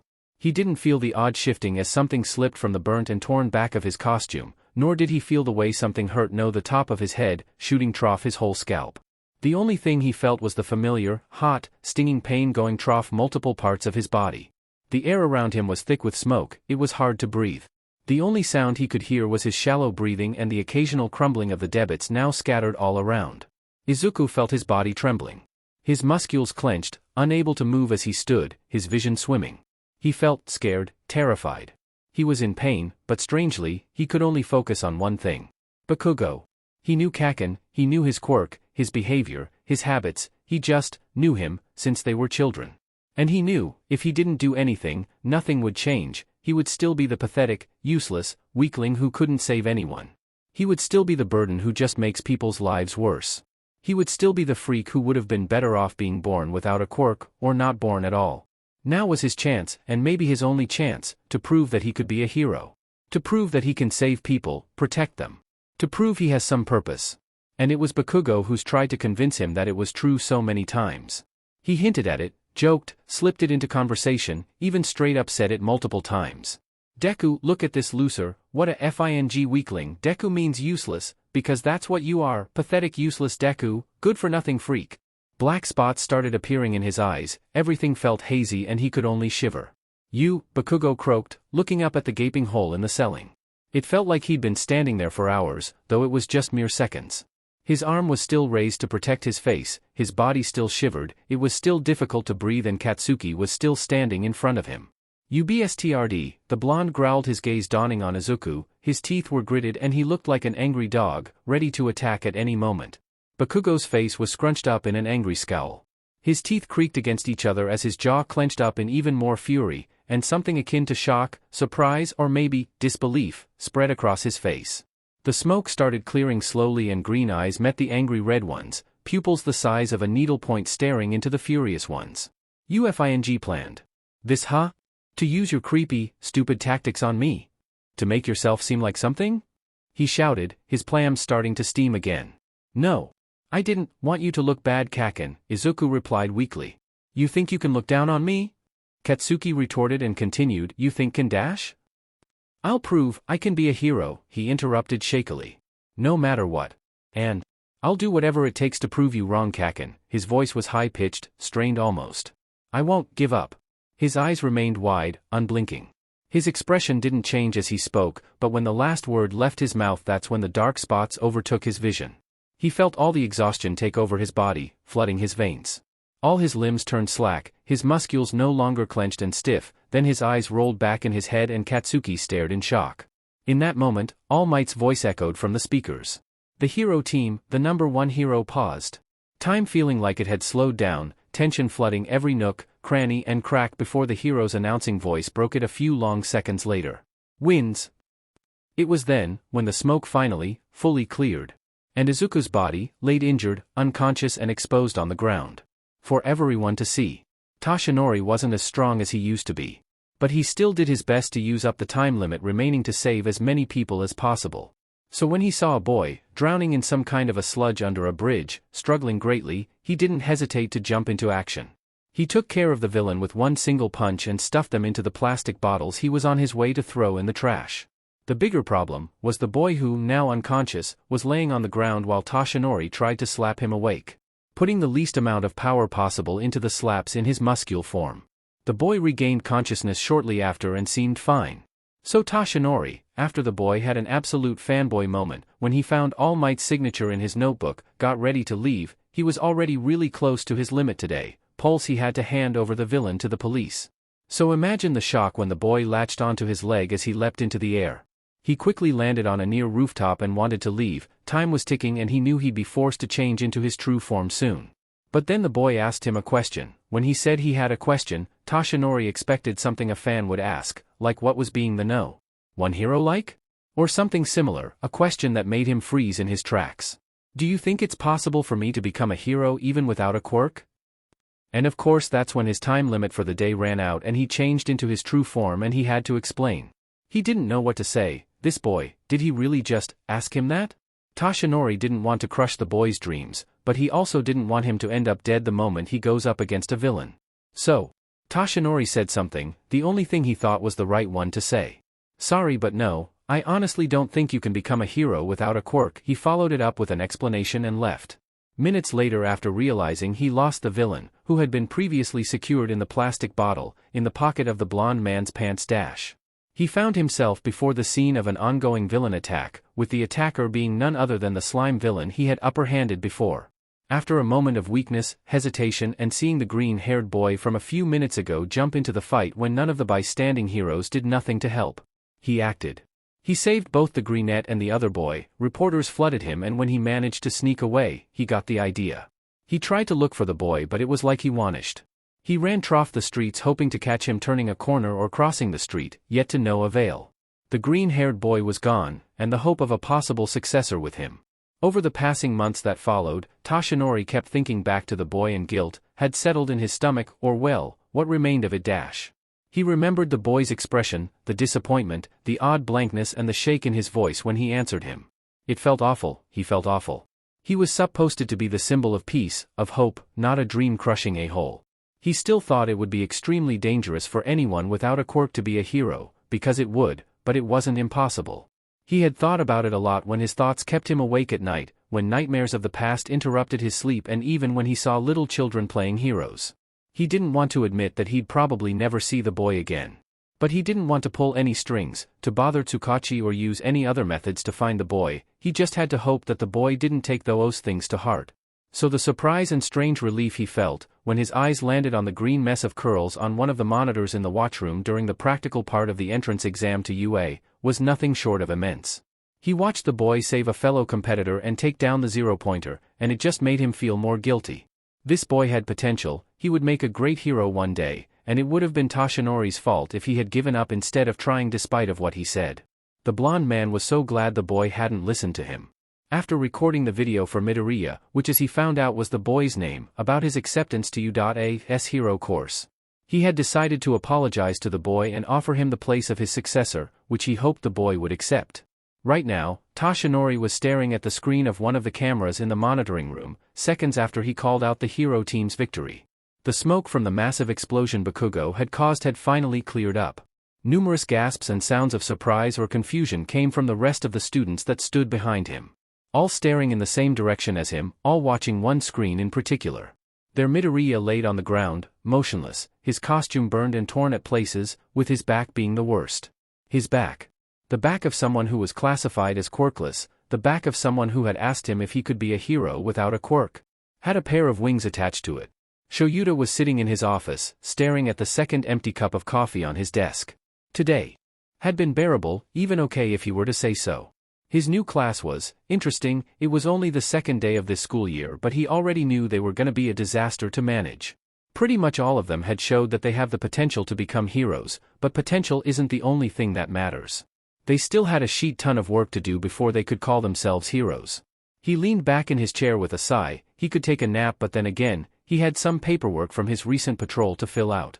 Shoyuta hated filling out paperwork and reports, but Tsukachi had asked him about it yesterday, and from how busy the man was, Shoyuta didn't want to cause him another headache.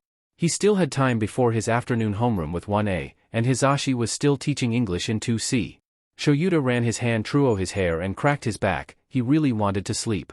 He reached for the thin file on his desk and opened it, taking out the papers. It happened 3 days ago. He was on patrol with about an hour left to go when he saw an old lady getting robbed. He stepped in, of course, it's his job after all. What he found out later though was, the old lady was a small-time drag dealer and the guy robbing her was actually supposed to be her customer and ended up trying to steal the goods without paying the granny first. It was a ridiculous situation that of course Shoyuta had to deal with now. It had gotten sorted out fairly quickly, but paperwork won't do itself, unfortunately. He grabbed a pen and flipped off the pages. The pen clicked, and as he was about to fill out the first part of many, his phone buzzed. Great. Shoyuta sighed deeply and wanted to ignore the device, but as it seemed the world also didn't want him to do paperwork right now. He picked up his cell phone and saw the caller ID, Recovery Girl. He knew the lady didn't call unless it was actually important, so he picked up without a second thought. Eraserhead, he answered out of habit, even though this was his personal cell and not the one he used for hero work. Aizawa, the woman's voice came through. There had been an incident during one as heroics with All Might that made Shoyuta frown. What could have possibly happened when they were only supposed to be discussing their hero costumes? What kind of incident, he questioned. One of your students got injured in combat, leading me to finding out some concerning things when he was brought in. He? Which student, and what is going on? Shuzenji, his frown deepening because he got more questions than answers. Midoriya Izuku. Come to my office if you can. I think it'd be best to come and see for yourself. Aizawa. He knew it's most likely serious due to the straight-to-the-point demeanor the woman used only when necessary. Got it, be there in a minute, and the call ended. Shoyuta got up from his chair and pocketed his phone. Walking in the direction of the door, his mind immediately going to the green-haired student. When the man first saw him at the entrance exam, he didn't pay much attention to him at the beginning. The boy cowered before the robots throughout most of the exam, but then, the moment someone was in danger, he rushed in to help.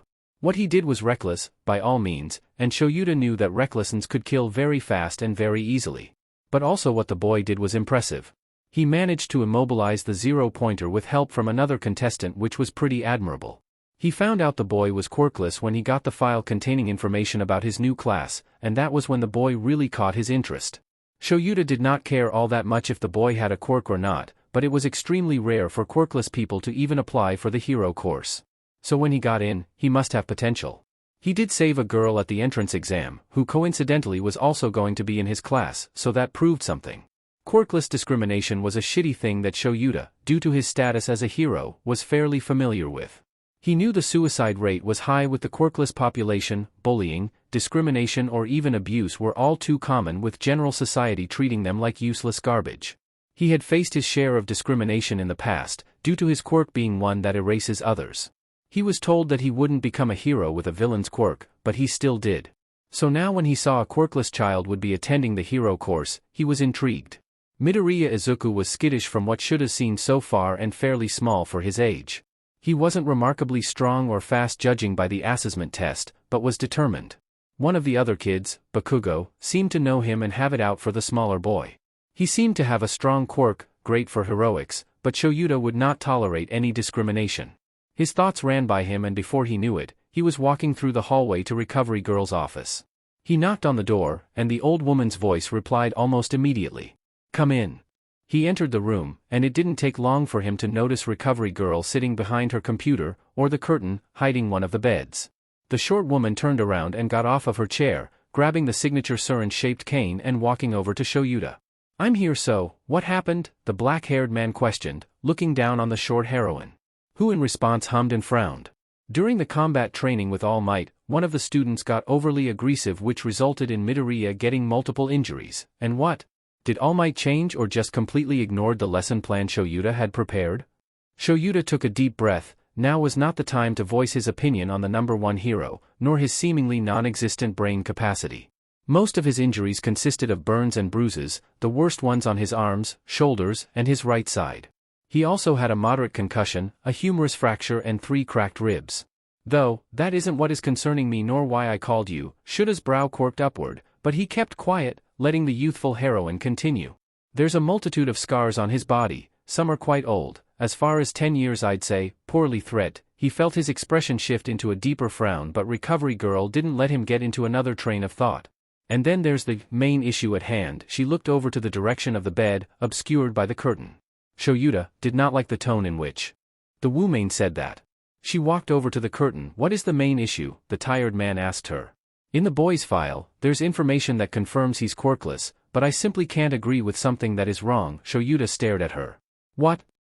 This boy has a pair of wings, Aizawa, and Shoyuta froze. Just what? He did not have wings, he was quirkless. It was in his file and Shoyuta has seen the boy. He did not have wings. What do you mean, he has wings? He took a step towards the curtain, which hid the bed from view. See for yourself, The old woman sighed and motioned towards the curtain with her cane. Shoyuta hesitated before he walked over to the bed and pulled back the curtain. There on the bed laid Midoriya, out cold with an four attached to his arm. He was laying on his stomach, face tilted to the side, bandages on multiple parts of his body, and his clothes, presumably his hero costume, torn and burned away in some parts, worst being on his back. His back, bare back, except it wasn't bare, a pair of wings, sprouting from the boy's shoulder blades. A pair of big, slightly crumpled wings. He stared in disbelief. How is this possible? He turned to the woman, whose frown almost matched his own. That I don't know, Aizawa. Her cane clicked against the floor as she finally made her way to him and the unconscious boy. Shoyuta opened his mouth to speak after another moment of silence, but Recovery Girl beat him to it. It wasn't a stress manifestation, at least that I can say for sure. Sudden stress quirk manifestations are very straining and damaging to the body. His body doesn't show any signs of that, though. There are some other things that are concerning. She hummed as she put both of her hands on her cane and looked up towards the boy. The black-haired man's gaze went back to the boy, looking him over again. He's thin and small for his age. He does have some muscle, but it's a small amount compared to most students. I wasn't able to heal him fully because not only it would be a big strain for his body to lose so much energy at once, but also he did not have much energy to begin with. The short woman shook her head. I would understand if he didn't have much energy after that fight. It's almost to be expected. But he barely had enough for me to heal his ribs and the worst of the burns, and it was true. Although he might have been healed by her, the boy was still bruised and scratched up pretty bad. The bruises, or at least the ones Shoyuta could see, were a reddish purple, some more and some less prominent. His arms were bandaged up, his right one all the way up to the shoulder. When Shuta's gaze moved to the boy's face, he properly noticed the eye bags that framed the places under boy's eyes. Shoyuta felt slight concern nibble at the back of his brain but ignored it, instead focusing on the main problem. Upon a closer look, the wings that were attached to the boy's back looked almost butterfly-like. No, not a butterfly, a moth, perhaps? The old heroine seemed to know what he was thinking. They look like moth wings, though I can't say for sure. The tired taller hero scanned the boy once more when something tangled in the boy's hair caught his attention. What's that? He asked, not daring to touch the boy's head, remembering Recovery Girl mentioning the boy had a concussion. And 10, she replied. I discovered them when I was examining his head for a concussion and other potential injuries. The edge of the right one was slightly burned from what I've discovered while doing so. What the hell? Shoyuta sighed, pinching the bridge of his nose. I'm guessing you didn't have a chance to ask him about any of this, and as a reply, he got hit straight in his left knee by the woman's cane. He grunted and shot a glare at the heroine. Of course I didn't. The boy was unconscious when he was brought here. Shaking her head, she looked over to the resting student. I'll keep him here till the 4 runs out. I will have to finish healing him later. Then it'll be time for discussions. Shuta's mind flashed with a thought. What about his parents? Do they know anything about this? And at that the youthful heroine frowned, the wrinkles on her face scrunching up. I haven't managed to speak with the boy's guardian. The black-haired man hummed and reached into his pocket for his phone. When the screen lit up, he saw he had about 20 minutes left of his free PRD, and that was just great, considering the circumstances. Can you lend me his file? I'll try and call them. The heroine nodded towards her desk. Go ahead, it's on the table. He stepped away from the bed and did so. He opened the student's file, flipping 2 pages to find the boy's parents' contact information. Only one of the parents' information was filled out, his mother's. Her name, phone number and email address listed in contacts. The number listed as the boy's only emergency contact was the same as his mother's, which raised a small red flag in Shuta's mind. He dialed the number and put the phone up to his ear. It ringed once, twice, and then the call ended, saying the number was either disabled or unavailable at the moment. Shoyuta grunted. He dialed the number again, just to be met with the same result. This wasn't working out well for his liking. She isn't picking up, or it's more like the call isn't even getting trough. He pocketed his phone and the heroine hummed. Same result as me then. We'll just have to wait until he's rested. And Shoyuta, though he didn't like the fact, had to agree. After a beat of silence, he decided to dig for different information. Did All Might give you any more details about what exactly happened? He asked, and Recovery Girl answered shortly. Unfortunately, it was an answer Shoyuta did not want to hear. Only that the fight had gotten out of hand and the one who caused that and the condition this boy is in was Katsuki Bakugo. Shoyuta scked a breath, just a huff like a smoker would do. Where did that exercise take place? Training ground beta. Good, there's a fair amount cameras all around. Getting the footage from said training ground shouldn't be a big problem. Well, except for heaving to deal with the rat. I'll call Nizu to send me the footage and cancel the rest of my classes for today. Recovery girl nodded and sighed. Do as you see fit, he tiredly ran a hand over his face. I am not getting paid enough for this. I'm gonna go get a coffee and ask Nizu for the footage. Want me to bring you one too? The woman looked a little tired and he knew that. This wasn't gonna resolve itself in a few minutes. She did a lot for everyone, even after all those years she was still kind and cared about people's well-being deeply, even though she could have retired already. It was something simple but it was still something Shoyuta could do for the old heroine. That'd be nice of you dear, with sugar please. He nodded and proceeded to leave the infirmary.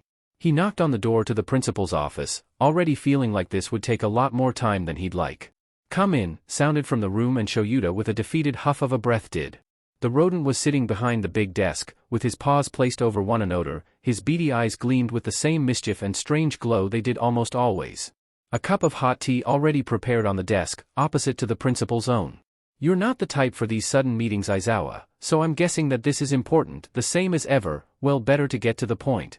Yes, there had been an incident during All Might's fundamental heroics with my class at Training Ground Beta. One of the students got injured, which led to us discovering that he, though supposedly quirkless, has a quirk.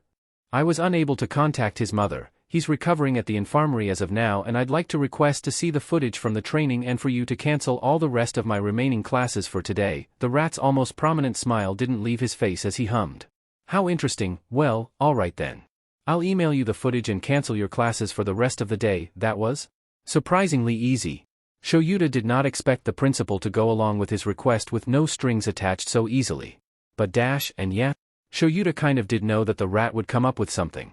There's something I'd like for you to do before I do so, Nizu said in a sweet voice, and if just that wasn't the thing that he always dreaded about his boss.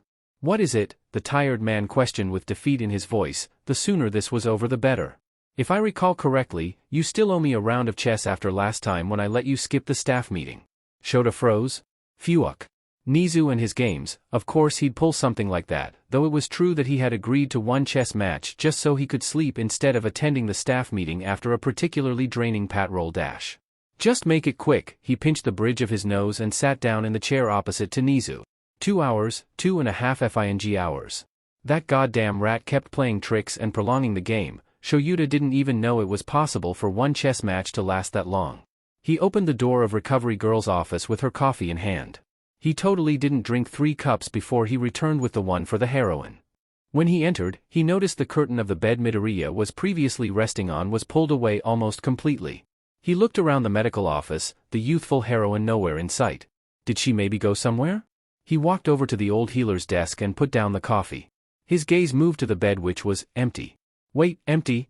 He quickly walked to the now unoccupied bed. The sheets were folded and made.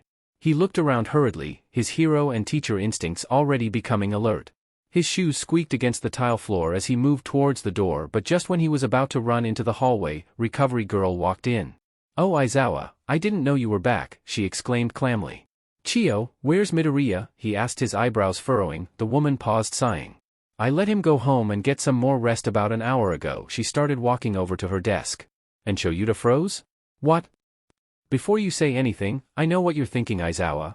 I myself wasn't fond of the idea, but when the boy woke up, he himself asked if he could go home, and we both know I cannot hold him here.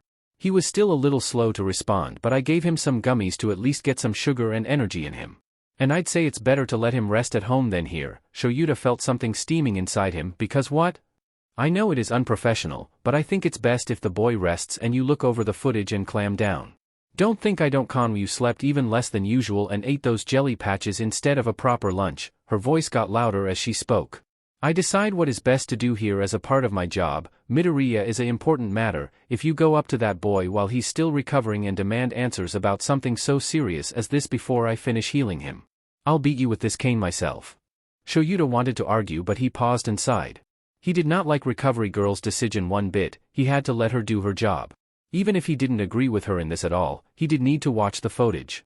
Not to mention that his other student had injured a classmate this badly, in an exercise that wasn't even supposed to happen in the first place. He took a deep breath and ran his hand through his hair. He'll talk to Midoriya first thing in the morning tomorrow after Recovery Girl heals the boy. God, he was so tired. Everything was dark, warm, peaceful, then a bang. A loud noise sound from the outside and Izuku woke up with a painful flinch. Just for a second, he had the feeling he smelled something burn, as if he were back in middle school. He curled up into a ball instinctively but relaxed after a few seconds, when he remembered he was at home, in his bed. In his bed, just woke up, and yet he felt so tired, even more tired than usual. Everything ached, but especially his right arm, head and back and what didn't, felt sore and almost raw, too sensitive to almost anything. He shifted on the bed, sloppily rubbing his eyes in an attempt to make himself want to sleep more. His alarm clock showed it was about 10 minutes before he would usually wake up. With a suppressed whine he got up from the bed. He was used to dealing with pain from the years of hiding his quirk, bullying and the fact that he was just clumsy, but this was a whole nother level of uncomfortable. He walked to the bathroom, trying to remember what time did he even go to sleep. His mind felt sort of blank. Like that part of his memory was fogged over. Izuku walked over to the sink and splashed his face with cold water. The face that stared back at him in the mirror looked even more tired than usual, his eye bags seemed darker than usual, standing out on the pale skin almost like fading bruises. His head throbbed, and God did his hair look like a mess. He decided to take a quick shower and went to take off his sleep shirt, but to his surprise he wasn't wearing it. The white school shirt he that realized he was now wearing, the one wore under his uniform blazer, looked crumpled but fine otherwise. The greenette let out a tired sigh, hoping no one in school would notice how messy it looked. He undid the buttons and slipped out of the sleeves. The shirt fell to the floor, and just as he was about to get into the shower, in the corner of his eye he noticed it. A flash of orange and brown behind him instead of the usual white around his upper body. The boy whipped around and looked in the mirror closely, his wings. He looked around frantically if his bandages, the bandages that hid his secret, hid the fact that he was a freak of nature, hadn't fallen off somewhere, and then it hit him, when he saw the edge of one of his antennae was burnt. The combat training, him Uraraka being ambushed by Kaken, his yelling at him, fighting him. Katsuki's gigant explosion hitting him. The smoke filling his lungs. The pain in his limbs. Kaken screaming. The smoke clouding his vision. Uraraka's voice in the earpiece. Pain. All Might's voice. Fighting. Fear. The fabric of his costume hurting. The pain of Bisback burning. More fighting. Panic. So much noise. The ceiling getting destroyed. Katsuki's eyes. He could breathe. Speaking. Darkness.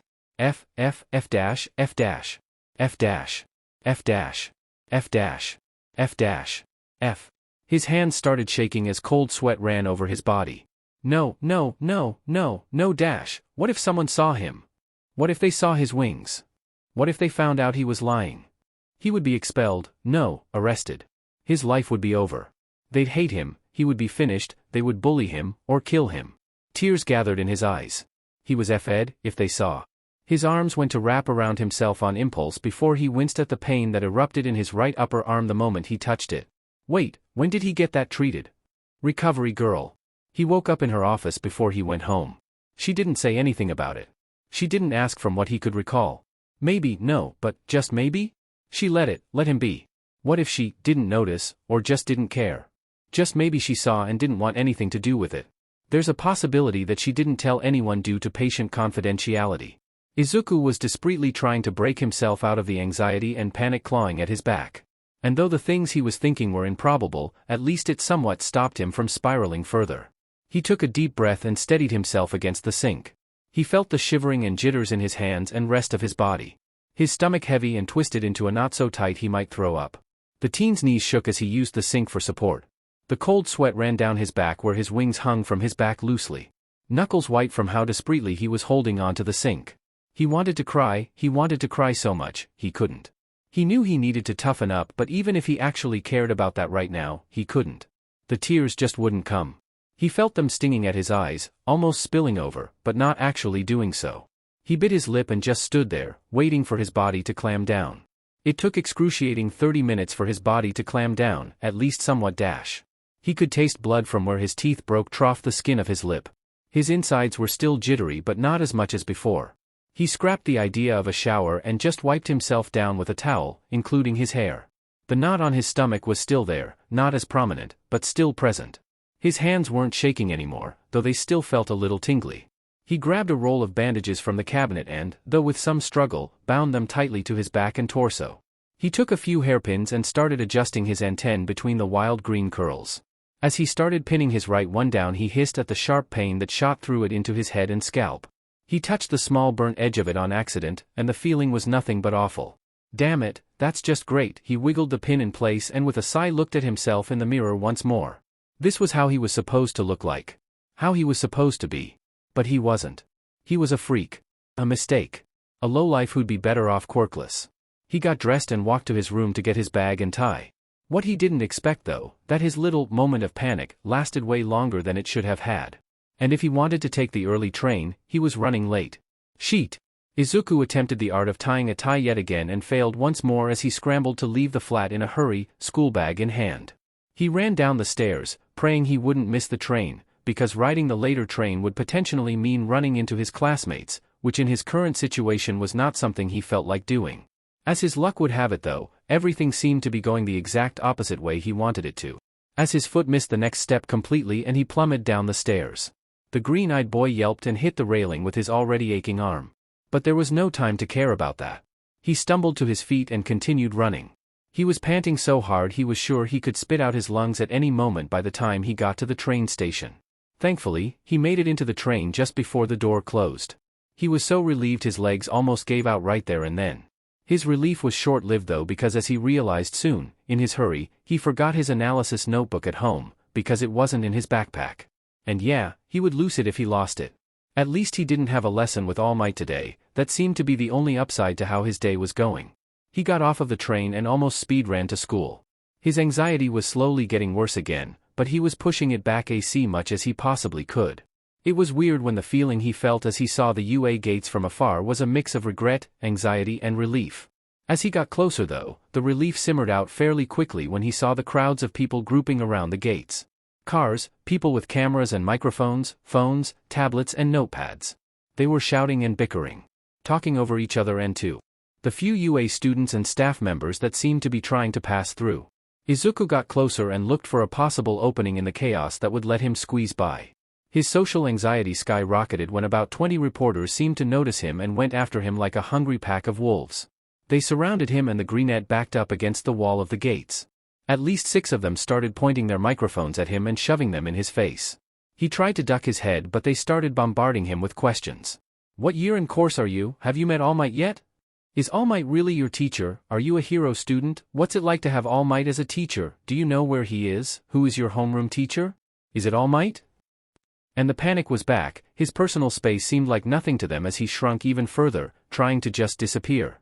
His heart hammered in his chest as he discreetly attempted to ignore the extremely loud reporters while they continued their relentless questioning. He had to get away. All of his senses were screaming at him. Run. Run. Run. His legs shook, his eyes squeezed shut.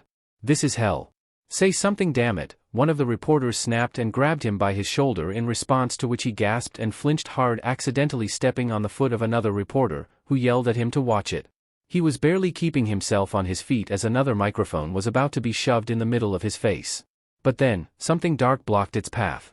Izuku took a moment before daring to open his eyes, and just as he did so the reporters started complaining and protesting. He saw black fabric and then gray and black yet again. Eraserhead. There stood Mr. Aizawa, his hand outstretched in front of Izuku's face. The black fabric of his shirt obscured most of the boy's face, though he could still see they were barely backing away. You have been told several times that you do not have any right to demand interviews and harass the students or staff, the man said calmly, not stepping closer to Izuku. But we deserve answers, one of the reporters retorted. And our students and staff deserve to peacefully enter the property, which seemed to be the exact answer the reporters didn't want. Because they immediately started coming up with arguments and excuses. Izuku dug his nails into the knuckles of his other fist and tried to straighten up, unfortunately with little result. Squeeze past and go straight to the gate, you'll be fine, his voice was quieter. Izuku was looking up at him from behind the man's arm. The erasure hero wasn't looking at him, but his face was turned towards him in a way so that he could see his lips when the man spoke. Izuku stood there for another 5 or so seconds before taking a slow step away, followed by another, before he was ducking between and through the crowd. He let out a breath he didn't know he was holding when he finally entered the school. Izuku headed straight to the bathroom to wash his face and hopefully get a moment of privacy to calm his racing nerves. And though he did manage to wash the sweat off of his face, the knot on his stomach remained the same. Mr. Aizawa was intimidating, but it was, kind of, nice of him to stop the reporters before Izuku had a chance to have a mental breakdown because of them. He still was anxious though. Every inch of his body felt jittery from nerves. He was at school right now, that still didn't mean anything. Everything could still go horribly wrong. God, it all felt like a bad dream, but it wasn't. He knew that everything that happened yesterday happened, he had the burns to prove it dash. But he did not know what was and wasn't gonna happen next. He only had that nagging, terrible, painful knot, twisting in his gut. His entire life he'd been able to keep this secret, he can't lose everything now. What if they didn't see him? What if they didn't know? What if he was just worrying for nothing? He continued to walk through the hall as his thoughts continued to race. But, what if they did? What if they did see him? What if they found out? What if everyone realized he was a Midoriya, a word? Aizawa appeared from behind a corner and blocked his path. He was F'd? Midoriya, a word? The words felt heavy, like someone had just dropped an anvil. He was F'd. No other way to say it. Just F'd. Izuku avoided the teacher's gaze, he couldn't do anything else. The man was blocking his path, not to mention he couldn't just bolt. Maybe, just maybe, this is about something else? Something else, completely unrelated to the fact I have a quirk. He could hear his heart hammering in his ribcage as his panic from this morning started digging its claws in his back again. The teacher's gaze remained fixated on him, and Izuku, discreetly wanting the man's eyes off him, nodded. Mr. Aizawa stood there for a few seconds before he finally hummed and turned around. Let's talk in my office. He put his hands in his pockets and started walking down the hall. Izuku finally forced himself to look up and started following behind the man, soon after. Every step he took felt heavy. Every second that ticked by as they walked felt endless. They couldn't have walked for very long, but to the greenette, it felt like an eternity. Even though he was gripping the straps of his backpack as hard as possible, he felt his hands shake and the painful knot on his stomach become tighter. He was terrified. His homeroom teacher suddenly stopped and Izuku almost walked into him.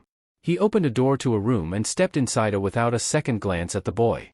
Izuku stared and hesitated to step inside, but he did so after a few seconds. The room was a pretty small one, nothing special, light gray walls and a few pieces of furniture. There was a small sofa by the wall across from a chair, with a small coffee table placed between them. By the other wall, there was another chair and an office table. His cold clammy hands gripped the strips of his backpack like a lifeline, he had to keep it together. He stood awkwardly by the door to the small office staring down on his shoes. Aizawa sat down on the chair across from the small couch and put his hands together in his lap, interlocking his fingers with a quiet, tired sigh. Midoriya, sit down. His voice was calm, yet it rang through the quiet room, making the knot on Izuku's stomach even tighter. The teacher's words made Izuku feel even smaller than he already was, so he did so without a word. He put his school bag on the floor next to the couch where he had sat down, eyes never leaving the floor. Let's get straight to the point, the black-haired hero said after a tense moment of silence. Yesterday, after you were brought into Recovery Girl's office to get your injuries from your fight with Bakugo during All Might's class, treated, there were some unexpected discoveries. Izuku felt the knot on his stomach grow even heavier and move up to his throat. The nails of his fingers dug into his palms as he tried to discreetly keep them from shaking more. You're classified as quirkless, all of your information and says so. It was listed on your application letter and your file. But yesterday, Recovery Girl and I saw something that makes us believe otherwise. He felt his chest shake with every beat of his heart. After a short examination, we believe that you showed signs of a mutation quirk or at least aspects of it. The man's tone of voice remained the same as he spoke, unreadable and neutral. Is it true that you are not in fact quirkless, Midoriya? If so, why are you listed as such? Now the greenette's whole body was shivering, every nerve and body part buzzing with jitters. He tried to take a deep breath, only for him to manage a shaky half-inhale. I hit it, the words came out quietly before his brain even managed to produce proper thoughts. His hands felt numb, even though his nails dug into the flesh of his palms with all his strength, he couldn't feel them. You hit it, the tired man questioned. And as it would seem, words now actually didn't seem to come to him at all. He nodded weakly, the knot in his stomach spreading all the way to his throat. Izuku tried to breathe, to clam down, but his mind was screaming at him. Running 1,000 miles per second. He felt like he could pass out just from the stress and loudness of it all. His heart hammering in his chest, his thoughts, the ringing in his ears that seemed to be strengthening by the moment and the silence. The deafening silence that the room was completely full of. Why? Izuku tried to SEK in just one breath, one sharp intake of air that could keep him from collapsing on the spot. But instead, he got a shallow intake of nothing. He tried to keep his next desperate attempt to breathe quiet, but his lungs didn't get any air. Cold sweat dripped from his face as he tried again, but he couldn't breathe. His chest and throat ached, the ringing in his ears got unbearably loud, his head was spinning, he couldn't breathe. He didn't know if he was ever gonna breathe again. It felt like he was suffocating, like everything was crumbling. It felt like he was dying. His attempts at breathing turned into sharp discreet gasps. The ringing in his ears was painful, but he couldn't do anything. He couldn't move. He couldn't move, breathe, think, he was dying. His eyes stung with tears, like in the morning, but this time, the tears started falling. The salty liquid burned in his eyes, but he didn't feel it pour down his face. Small black spots started appearing in Izuku's hazy vision. This is it, I'm gonna die. Just then he felt something warm, no, something hot, on his numb hands. It was barely noticeable, just a ghost of heat lingering on his hands, that even though numb, felt ice cold where the foreign heat seemed to be. When he tried to focus on it, the heat felt slightly more intense. But the black spots and corners in his vision grew bigger. Shoyuta was planning on seeking out the kid, sending him to Recovery Girl, and then getting to the bottom of the sheet that had formed and happened over the last 24 hours. He had watched the footage from Nizu 7 times, and he was not happy with what he saw. Though there were a few short interesting moments throughout Midoriya and Bakugo's fight, the fact remained that he wasn't liking what he had seen. Bakugo was relentless, spitting insults left and right, attacking brutally every chance he got. The kid had a strong drive, which would be a good thing, if that drive's main power source wasn't anger. He had made mental notes on everything the both of them said, the way Bakugo acted, the way Midoriya tried to protect his back, to hide it unconsciously. And something everything about all this just felt so weird, wrong. Shoyuta was planning on seeking out the kid, getting him fully healed and then talking to him. But, as per usual, things just didn't go the way he'd planned them to. The reporters that flooded the gates in the morning sure as hell were not a part of his plan. Multiple staff members and students were getting harassed and bombarded with questions about none other than All Might, and of course it's all All Might's fault, because the number one oaf apparently just likes to make Shuta's life more complicated. He, Hisashi and some other pros were trying to clam the situation and hopefully get the reporters to leave, when he noticed a swarm of the equipped people gather by a close wall right by the gates. He then noticed that it was none other than one of his students, coincidentally the one thanks to who he got 3 hours of sleep due to the footage he was watching, getting almost pressed to a wall by the FING reporters. Shoyuta would step in at any case, but especially when he saw just how freaked out the green-haired student seemed by this whole mess. The kid almost ran to the school when the man managed to get him some space to escape. After more of the reporter nonsense, he managed to get back into the building and walk by his classroom. He glanced inside briefly, just from the hallway, to see the kid wasn't there. So Shoyuta headed to the infirmary to see if the greenette had gone there by any slim chance. Coincidentally, he just rounded the corner when he noticed the green mess of curls from across the hall. Let's just get this over with, he thought to himself, and told the student to follow him. And it was obvious the kid was freaking out, at least to some extent. The tension in his shoulders and overall body language was so thick a knife wouldn't cut it. Shoyuta knew students found him intimidating, but this was a whole new story. This kid was anxious out of his mind, and Shoyuta saw it clearly. When they got to his office, the erasure hero didn't want to beat around the bush. He was tired and annoyed by the reporter situation. Plus the kid didn't look like he'd appreciate any form of interrogation at all. So, he got straight to the point. Is it true that you are not in fact quirkless, Midoriya? If so, why are you listed as such? He watched Midoriya as the kid started shivering. He sighed to himself. This is not gonna be easy. I hid it, a whisper left the student's anxious form. And Shoyuta stared for a moment. The kid said he hid the fact that he had a quirk?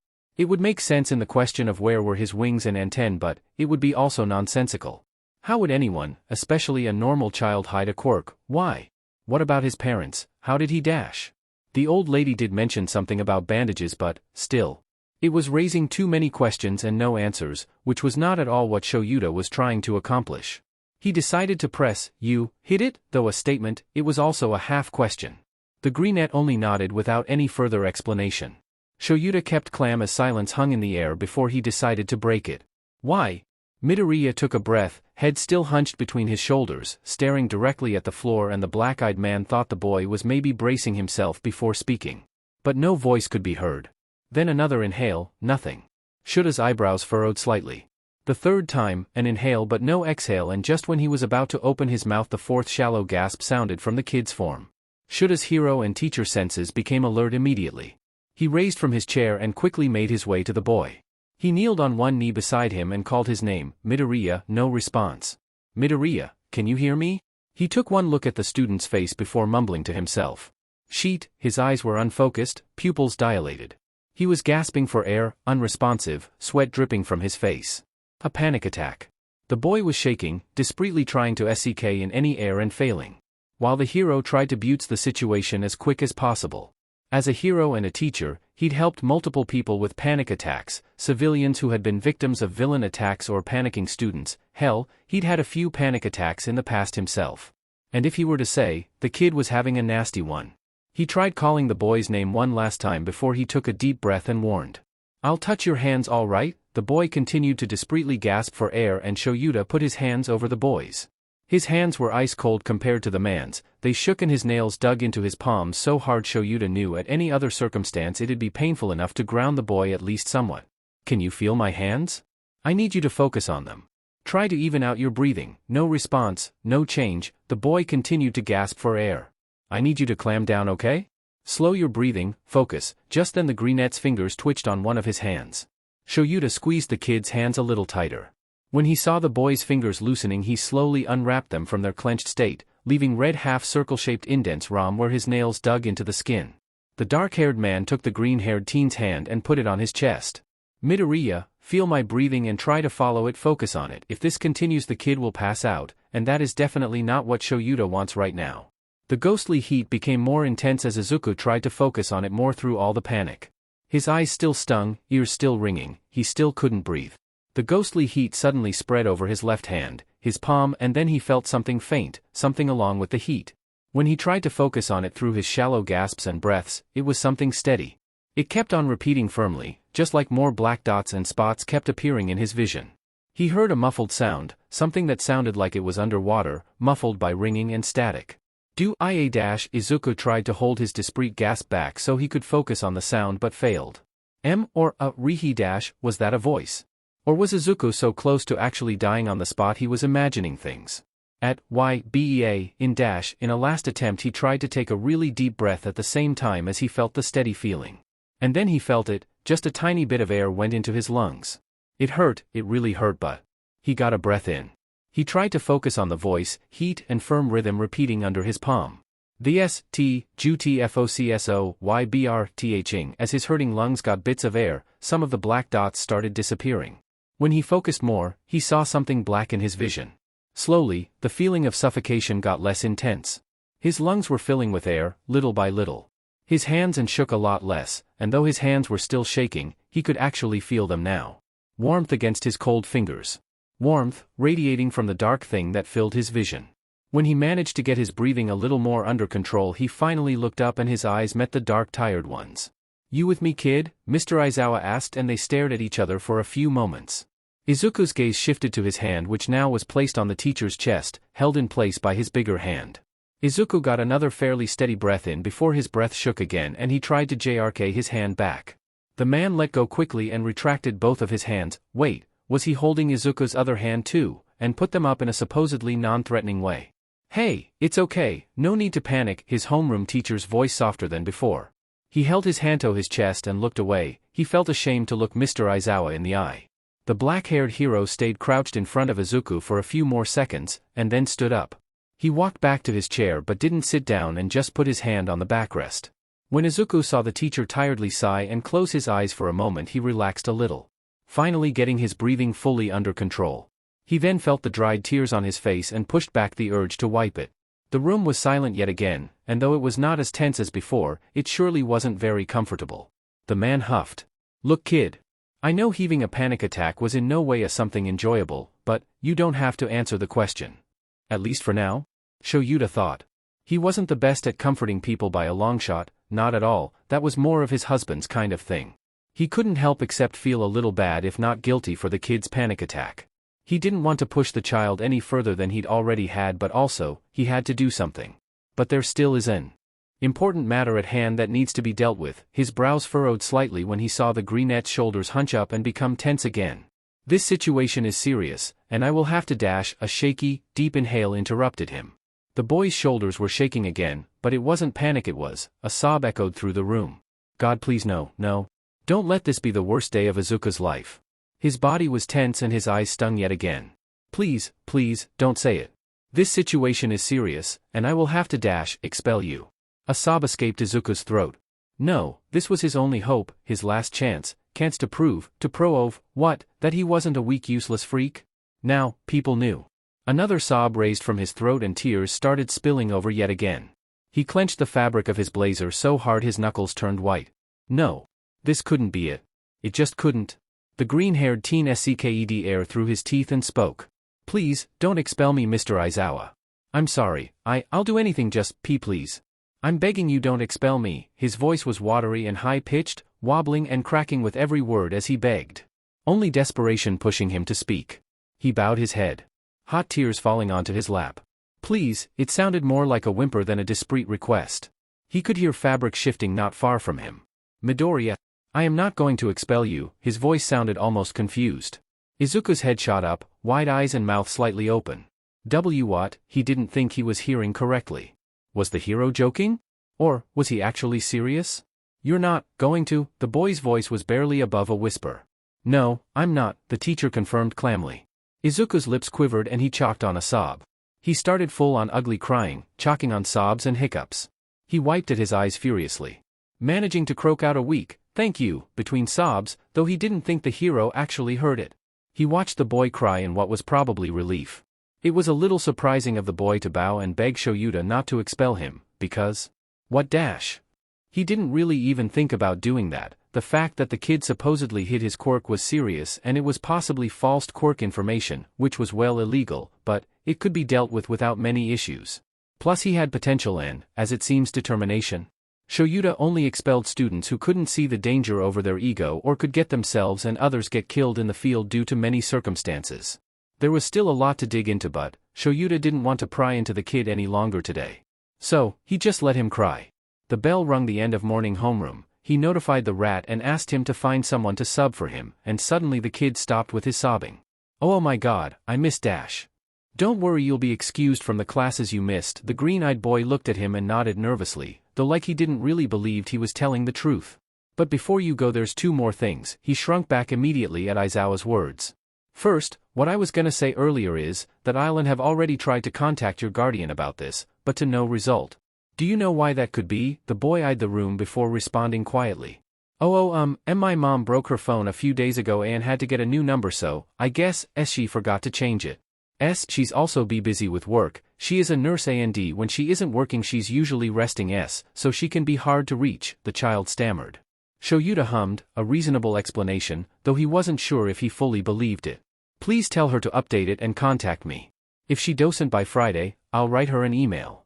The greenette nodded and the raven-haired hero continued. The other thing, they took a deep breath. Can you show me your wings? And the teen's eyes blew wide open. You don't have to if you're not comfortable with it, but I'd like to see them. The kid seemed to think about it and hesitate for a solid moment.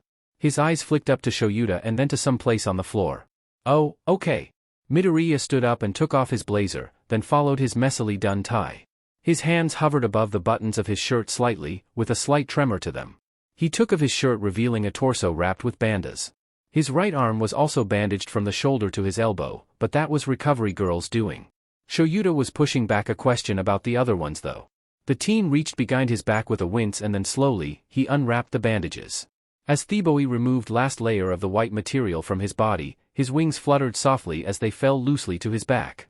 He wanted to focus on the wings, but something else caught the hero's attention. Bruises. Red and purplish fresh-looking bruises on the child's torso. One barely above his left hip, one under the right side of his ribs, and another one a few centimeters below his collarbone. He did indeed have some scrapes and small burns from yesterday, but still. A twinkle of concern thugged on Aizawa's mind. What are the bruises from? Slipped out before he really thought about it. Oh, a dash. I fell down the stairs when I was running late for the train this morning, the kid said, looking a little ashamed and embarrassed.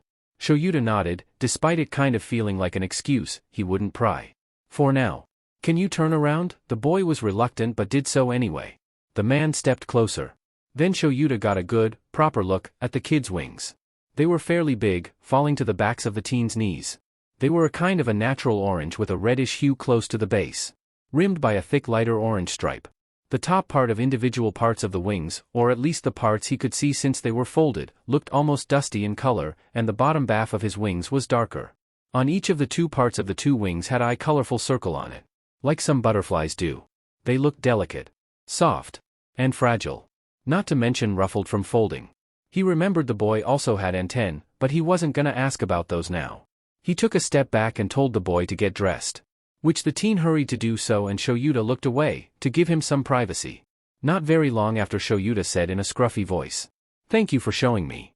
He after another few moments glanced over just to see the kid struggling with his tie, but once he noticed his glance, he hurriedly tied a half-butted knot on it and went to grab his backpack.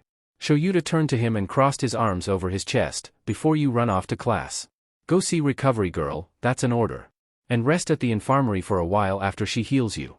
Also tell her about the bruises, then you can go to class, got it?" Why yes sir," the kid stammered and nodded jerkily. He grabbed his backpack and scrambled for the door. Have a good rest of the day," he peeped before quickly opening the door and rushing out. Shoyuta stood there for a moment and just stared at the door. He ran a hand over his face and through his hair. This kid is gonna turn out to be a one big magnet for problems, isn't he? Izuku's eyes blinked open to a bright ceiling. He laid there confused, but the moment he realized he didn't recognize it, he sprung up into a sitting position. The sudden movement causing him to flinch as he felt a pinch of pain in multiple parts of his body at the same time. "Careful dear, you just had those healed, some parts of your body are still tender," an elderly voice said. Izuku looked around frantically to see where it came from before his gaze landed on the head of gray hair pulled into a neat bun. Wait, he was in the infirmary. What was he doing here? Oh.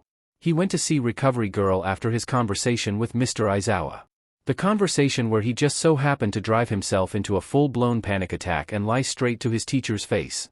The man had told him to go see her and get the rest of his injuries healed, including the bruises he got from plummeting down the stairs this morning. He remembered her seeming angry after he told her that he led to Mr. Aizawa before coming to her office. He also remembered being scolded for the bruises and binding his wings too tight. His wings. She knew about his wings. She knew about his wings and didn't say anything, didn't ask, didn't say anything else except the fact that it's dangerous and bad for him to bind them so tightly to his body. After that it was all blurry, and next thing he knew he was sitting on a bed in the infirmary, still shirtless, trying to make sense of something at least while staring at the elderly heroine sitting calmly in her chair. With a slight shake to his voice, Izuku stuttered out a weak "what?" and before he forced himself to finish the question, Recovery Girl answered. "The moment I finished healing you, you were out like a light. So I let you rest." "Oh, so he passed out." She turned her head towards the clock and hummed to herself, before looking at Izuku again. "You have about 30 minutes left before lunch starts. Would you like to go to class or wait here until then?" It was almost lunchtime already? DMN? Izuku didn't know he missed that many classes already. Now, it was probably art history with midnight if he remembered correctly. He didn't really feel like going to class, but he also didn't want to be any more of a bother that he was already. "Though, I think it would be better for you to stay here till lunch begins and rest up a little more." Izuku nodded, awkwardly shifting under the blanket that covered only the bottom half of his body at the moment. He felt uncomfortable. He knew that Recovery Girl has for sure seen many things in her career as a healer and a pro hero, but that didn't make the fact that he was sitting shirtless with his wings unbound, straight across from her, any more comfortable. "See, can I put my clothes on?" he questioned quietly, looking away from the youthful heroine, who responded a few seconds later, her voice soft. "Of course, Sonny, go ahead," and turned to her computer. His blazer, shirt and tie were all stacked on the chair next to his bed. The greenette shifted, swinging, dropping his legs off of the edge of the bed and standing up. He picked up the white shirt but froze. His bandages, he had to put them on first, but where were they? He shuffled through the clothes and didn't find them.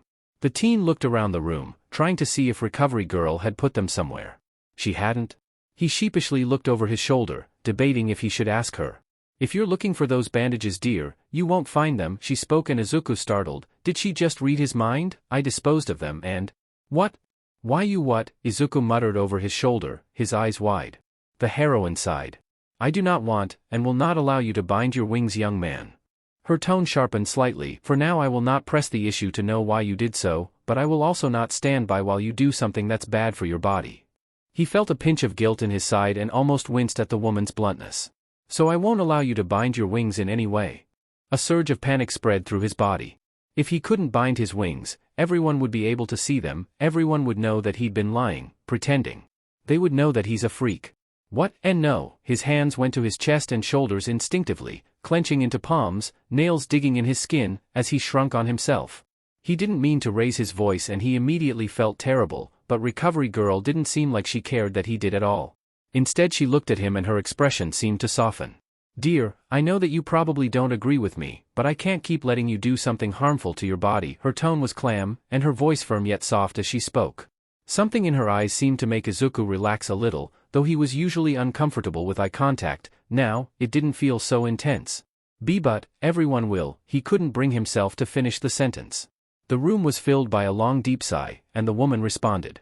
If anyone asks you anything, then that you could not use your quirk because of a medical reason. Though I don't agree with any sort of lying or hiding when it comes to healthcare, I will make an exception this time. This is a complicated situation, but my main concern and priority is your well-being. So for now rest up, put on your clothes and take it easy. The woman's tone was more serious as she spoke, but softened towards the end. Izuku didn't have it in him to protest or question what she said, so he just nodded sheepishly and hesitantly straightened from his hunched position. He reached for the clothes folded next to him. What would his mom think about this? The shirt in his hand suddenly felt oddly heavy. It felt weird for his wings to be just sticking out from where his shirt ended. He buttoned it up and reached for his tie, the pain of his existence, and of course failed miserably at attempting to tie it. He sighed in defeat and let the red abomination of a necktie be. Next came his blazer, and when he put it on it felt oddly uncomfortable on his unrestrained wings, but it was bearable. He tried to adjust the fabric, once, twice, thrice, just to have no result. It just felt wrong. Recovery girl kept watching him from her space behind her desk, then interrupted his endless clothes adjusting. The school will provide you with a adjusted uniform soon, hopefully by tomorrow. That startled Izuku. I don't need one, it's fine, this one's perfectly fine, he stammered, and the old heroine shook her head. Anyone with eyes could see that it's not sunny. Okay, yeah. He sat down on the bed, awkwardly waiting for the lunch bell. Nervously picking and scratching at the skin of his knuckles. In the silence, recovery girl's chair squeaked, and the woman grabbed her cane. The sudden noise made Izuku flinch, and her siren-shaped cane clicked against the floor. She extended her hand, seemingly holding something. Izuku slowly opened his palm and put it under the woman's smaller fist. She dropped something colorful in his hand. Have some gummies, dear, the bell will also ring soon, so I won't hold you here any longer. The boy blinked at the gummies, then at recovery girl. He scurried to his feet, grabbed his school bag and nodded to the woman. Thank you. He threw the bag over one shoulder and made his way to the door. Have a good rest of the day, and he walked out of the infirmary, the door clicking behind him. Izuku was just about to go get his food, nothing else, just getting something to eat. But apparently, he didn't deserve even a moment of peace. He was holding the empty tray, just about to step in the line quietly. Planning on disappearing in some quiet corner of the cafeteria and eating his food in peace. That was until something painfully thugged on his wing, scaring the ever-living sheet out of him. He yelped and winced strongly, dropping the empty tray in the meantime. So they are actually real, said someone with a lisp from somewhere below. Izuku was panting slightly as his eyes darted downwards and landed on a head of purple ball. It was one of his classmates, Mineta if he recalled correctly. He was staring directly up at Izuku, and if that wasn't the exact type of eye contact Izuku hated. He looked down at the tray he dropped, but he felt the boy still staring. If you had a quirk this entire time, why didn't you show it? And Izuku only took a shaky deep breath. Hey, it's rude not to answer a question. The shorter boy stepped close to where Izuku was staring at the floor, pretty much shoving himself into his personal space. Hey, what are you doing? Leave him alone, a familiar voice sounded from nearby. The brunette's eyes shot up. Uraraka. It was Uraraka, walking quickly in their direction, Ida walking close behind her. Izuku took an unsteady step back from the short boy. What? I was just curious if those wings of his were actually real. What's wrong with that? Uraraka looked almost angry. Can't you see how uncomfortable he is? Read the room, Mineta, Ida nodded. And still you can ask in private. It's highly disrespectful and inappropriate to touch your classmates without their permission. I was just curious, geez. The boy backed off and walked away. Uraraka watched him walk away. What a JRK, she then turned to Izuku, her expression shifting to a concerned one. Are you okay, Midoriya? Yeah. Thank you, for that, she smiled softly. No problem. He's been acting like a weirdo all day. Suddenly Ida bent over and picked up Izuku's tray. Here, you dropped it. The shorter boy took the tray slowly. Thanks, he replied quietly. The taller boy nodded and pushed his glasses back on his nose. Well, let's get something to eat. I'm starving and all food smells delicious, the brunette cheered. The blue-haired boy's hand moved in a chopping motion. I agree with Uraraka. It's of utmost importance that we get a fair amount of nutrition at our age. Izuku felt the corners twitch upward into a soft smile and nodded lightly. They got their food and found a table with plenty of empty seats. They sat down and begun chatting lightly. MMM. This rice is so yummy, Uraraka beamed, mouthful of rice. Izuku took a bite of his own rice and nodded in agreement. Oh Midoriya, since you missed some classes, would you like to exchange numbers? I could send you my notes so you're not missing anything important. That's a great idea. I could also send you my notes if we exchange numbers, Ida chimed in. Izuku blinked in surprise. Really? I wouldn't want to be of trouble to you. No one has ever offered to send him notes or even exchange numbers. Yeah, it's fine. That's what friends do, right? She confirmed. Friends? She said they were friends. So it was actually true? He made friends. He snapped back to reality and nodded. He decided to be a little more brave. Taking a deep breath, he willed himself to speak. Did anything interesting happen while I wasn't in class? His shoulders hunched up but more relaxed than before. The girl seemed to think for a few seconds. Well, Mr. Aizawa came by and she looked at Izuku and paused shortly. Oh. We chose the class rep. Really? Who is it? He asked, genuinely curious. Even though he didn't know his classmates much, he was still interested who was chosen. Todoroki is the representative and Yaoyorozu is the vice rep, she said, with a mouthful of rice once again. I would expect it to be Ida, he dared to add, hoping his blue-haired classmate wouldn't mind it. Exactly, she exclaimed, turning to Ida. You even look the part, because of the glasses. She smiled and pointed to her face with her chopsticks lightly. Is that really how people in power should be decided? Ida hummed. Though I am not saying I would at all mind being in that position, working in the Ida agency has taught me that wanting and being actually suited for a job are two entirely different things. Wait. Ida agency, like in the Ida agency? Wait, the Ida agency? Why you wouldn't happen to be related to the turbo hero Ingenium, right? Izuku leaned forward, his shoulders relaxing more as excitement and curiosity spread through him. Yes. He is my elder brother, the blue-haired teen announced proudly. That's so cool, Izuku beamed. Your families. Famul's, Uraraka exclaimed in awe. Wait, so, that must mean you're crazy rich, right? She continued, eyes sparkling with amusement. And Ida seemed to be taken back slightly by that. Well, yes, I didn't want to be treated differently due to my family's heritage, so I didn't mention it. I don't think that changes anything, but I still think it's super cool that Ingenium is your brother, Izuku said, a soft smile playing on his lips. Yeah, exactly. I don't have any siblings, but it'd be so cool having one who's a pro hero, the brown-haired girl exclaimed, and Izuku nodded rapidly. I agree. Izuku's excitement grew even more. So does his question was interrupted by loud ringing that filled the cafeteria suddenly. Izuku winced at the volume. Warning. Level 3 security breach. All students please evacuate the building in an orderly fashion. Ida stood up. A level 3 security breach? One of the students sitting close by spoke up. That means someone got past the school's barrier, and that hasn't happened in my 3 years here. We should go. Everyone got up from their seats and make a quick way to the nearest doorway. Soon halls were flooded with panicking and screaming students, and Izuku had to cover his ears because of the sheer volume of it all. Some orderly fashion, all right? Everyone kept pushing and shoving one another, stepping on other people's legs. Izuku grunted painfully when he was at the receiving end of an elbow straight to the stomach. Uraraka cried out as someone pushed her hard. This is a total mess. Izuku winced again as someone right next to him shouted something loud, and then someone shoved him, pushing him away from his friends. It was loud. Everything was so loud. He was pushed once more and the back of his head hit the thick glass of the window with a grunt. Before getting shoved in a different direction again. Suddenly he heard Ida's voice yell something before the boy floated up to the ceiling and started spinning across the hallway towards the emergency exit, where he collided with the wall head-on. The blue-haired teen caught himself on one of the pipes, and with shaking legs, balancing on the thin door frame. Then he shouted, "Listen up. Everything is okay." The shouting got quieter.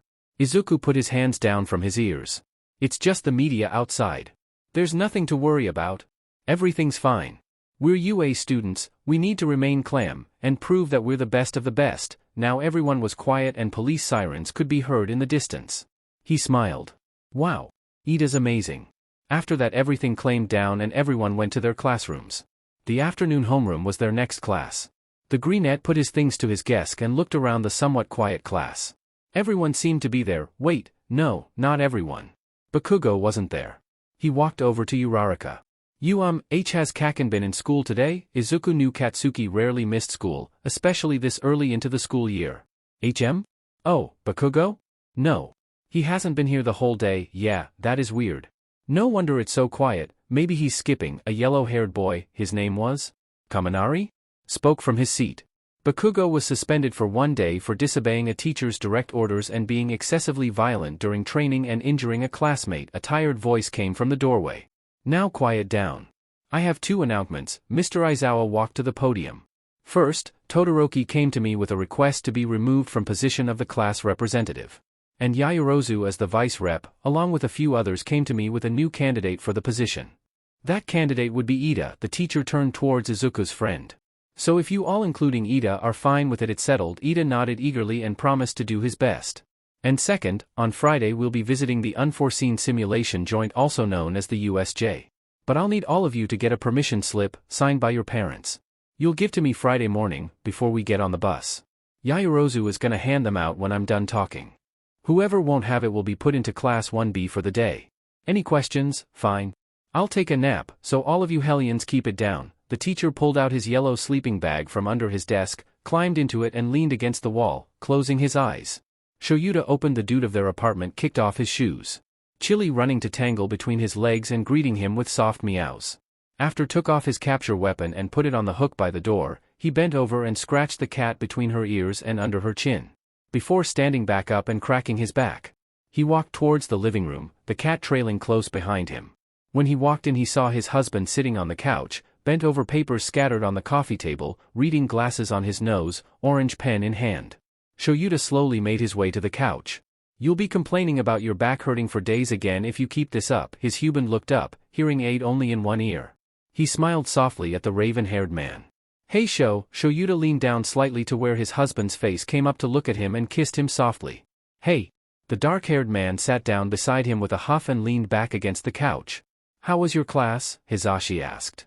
They haven't seen each other since they tried to make the reporters that caused the alarm to go off leave. And before that only in the morning when they arrived to school together. He groaned. Tearing, followed by a sigh. Though, today had some especially draining elements, he added, and Chili jumped onto the couch before settling in his lap. What happened? Hisashi sighed, glanced Shoyuta, looking up from his grading. Apart from the FING press in the morning and at lunch? I had a talk with Midoriya. Oh right, the green bean, yeah? He got injured during All Might's class and you spent your night watching footage of the fight, instead of sleeping, leaving me sad and lonely in our bed. The blonde man put his hand on his chest dramatically. Yeah, and you weren't lonely, you had BSTRD with you, the green-eyed man fake sniffled. Yeah, but he didn't want to cuddle with me, so that doesn't count. The gray tabby cat meowed from its spot on the cat tree. Yeah, I'm still mad about that, you little punk, Hisashi said to the cat, who, like all cats do, just didn't seem have it in him to care. Well, did something happen? During your talk with the little listener, his husband turned back to him. And Shoyuta sighed. He had a panic attack, a pretty nasty one at that. The blonde man sucked a breath through his teeth. Poor kiddo, he's quirkless, right? He can't have it easy. The erasure hero felt his face scrunch up into a frown. Actually, it turns out he has a quirk. His husband takes a few seconds before turning to face Shoyuta fully. What? And the black-eyed man sighs and runs a hand through his hair. Exactly what I said. Hisashi looks like his brain might short-circuit any moment. Did heat stress manifest it or something? Like a really late bloomer, he questioned. No, said he's been hiding it. The blonde man also ran a hand through his hair, tied in a messy bun. But in his file it says. How would the doctors not have noticed? Is it a mental quirk or something like that? Beats me, and no, it's a mutation quirk. They sat in a few moments of silence.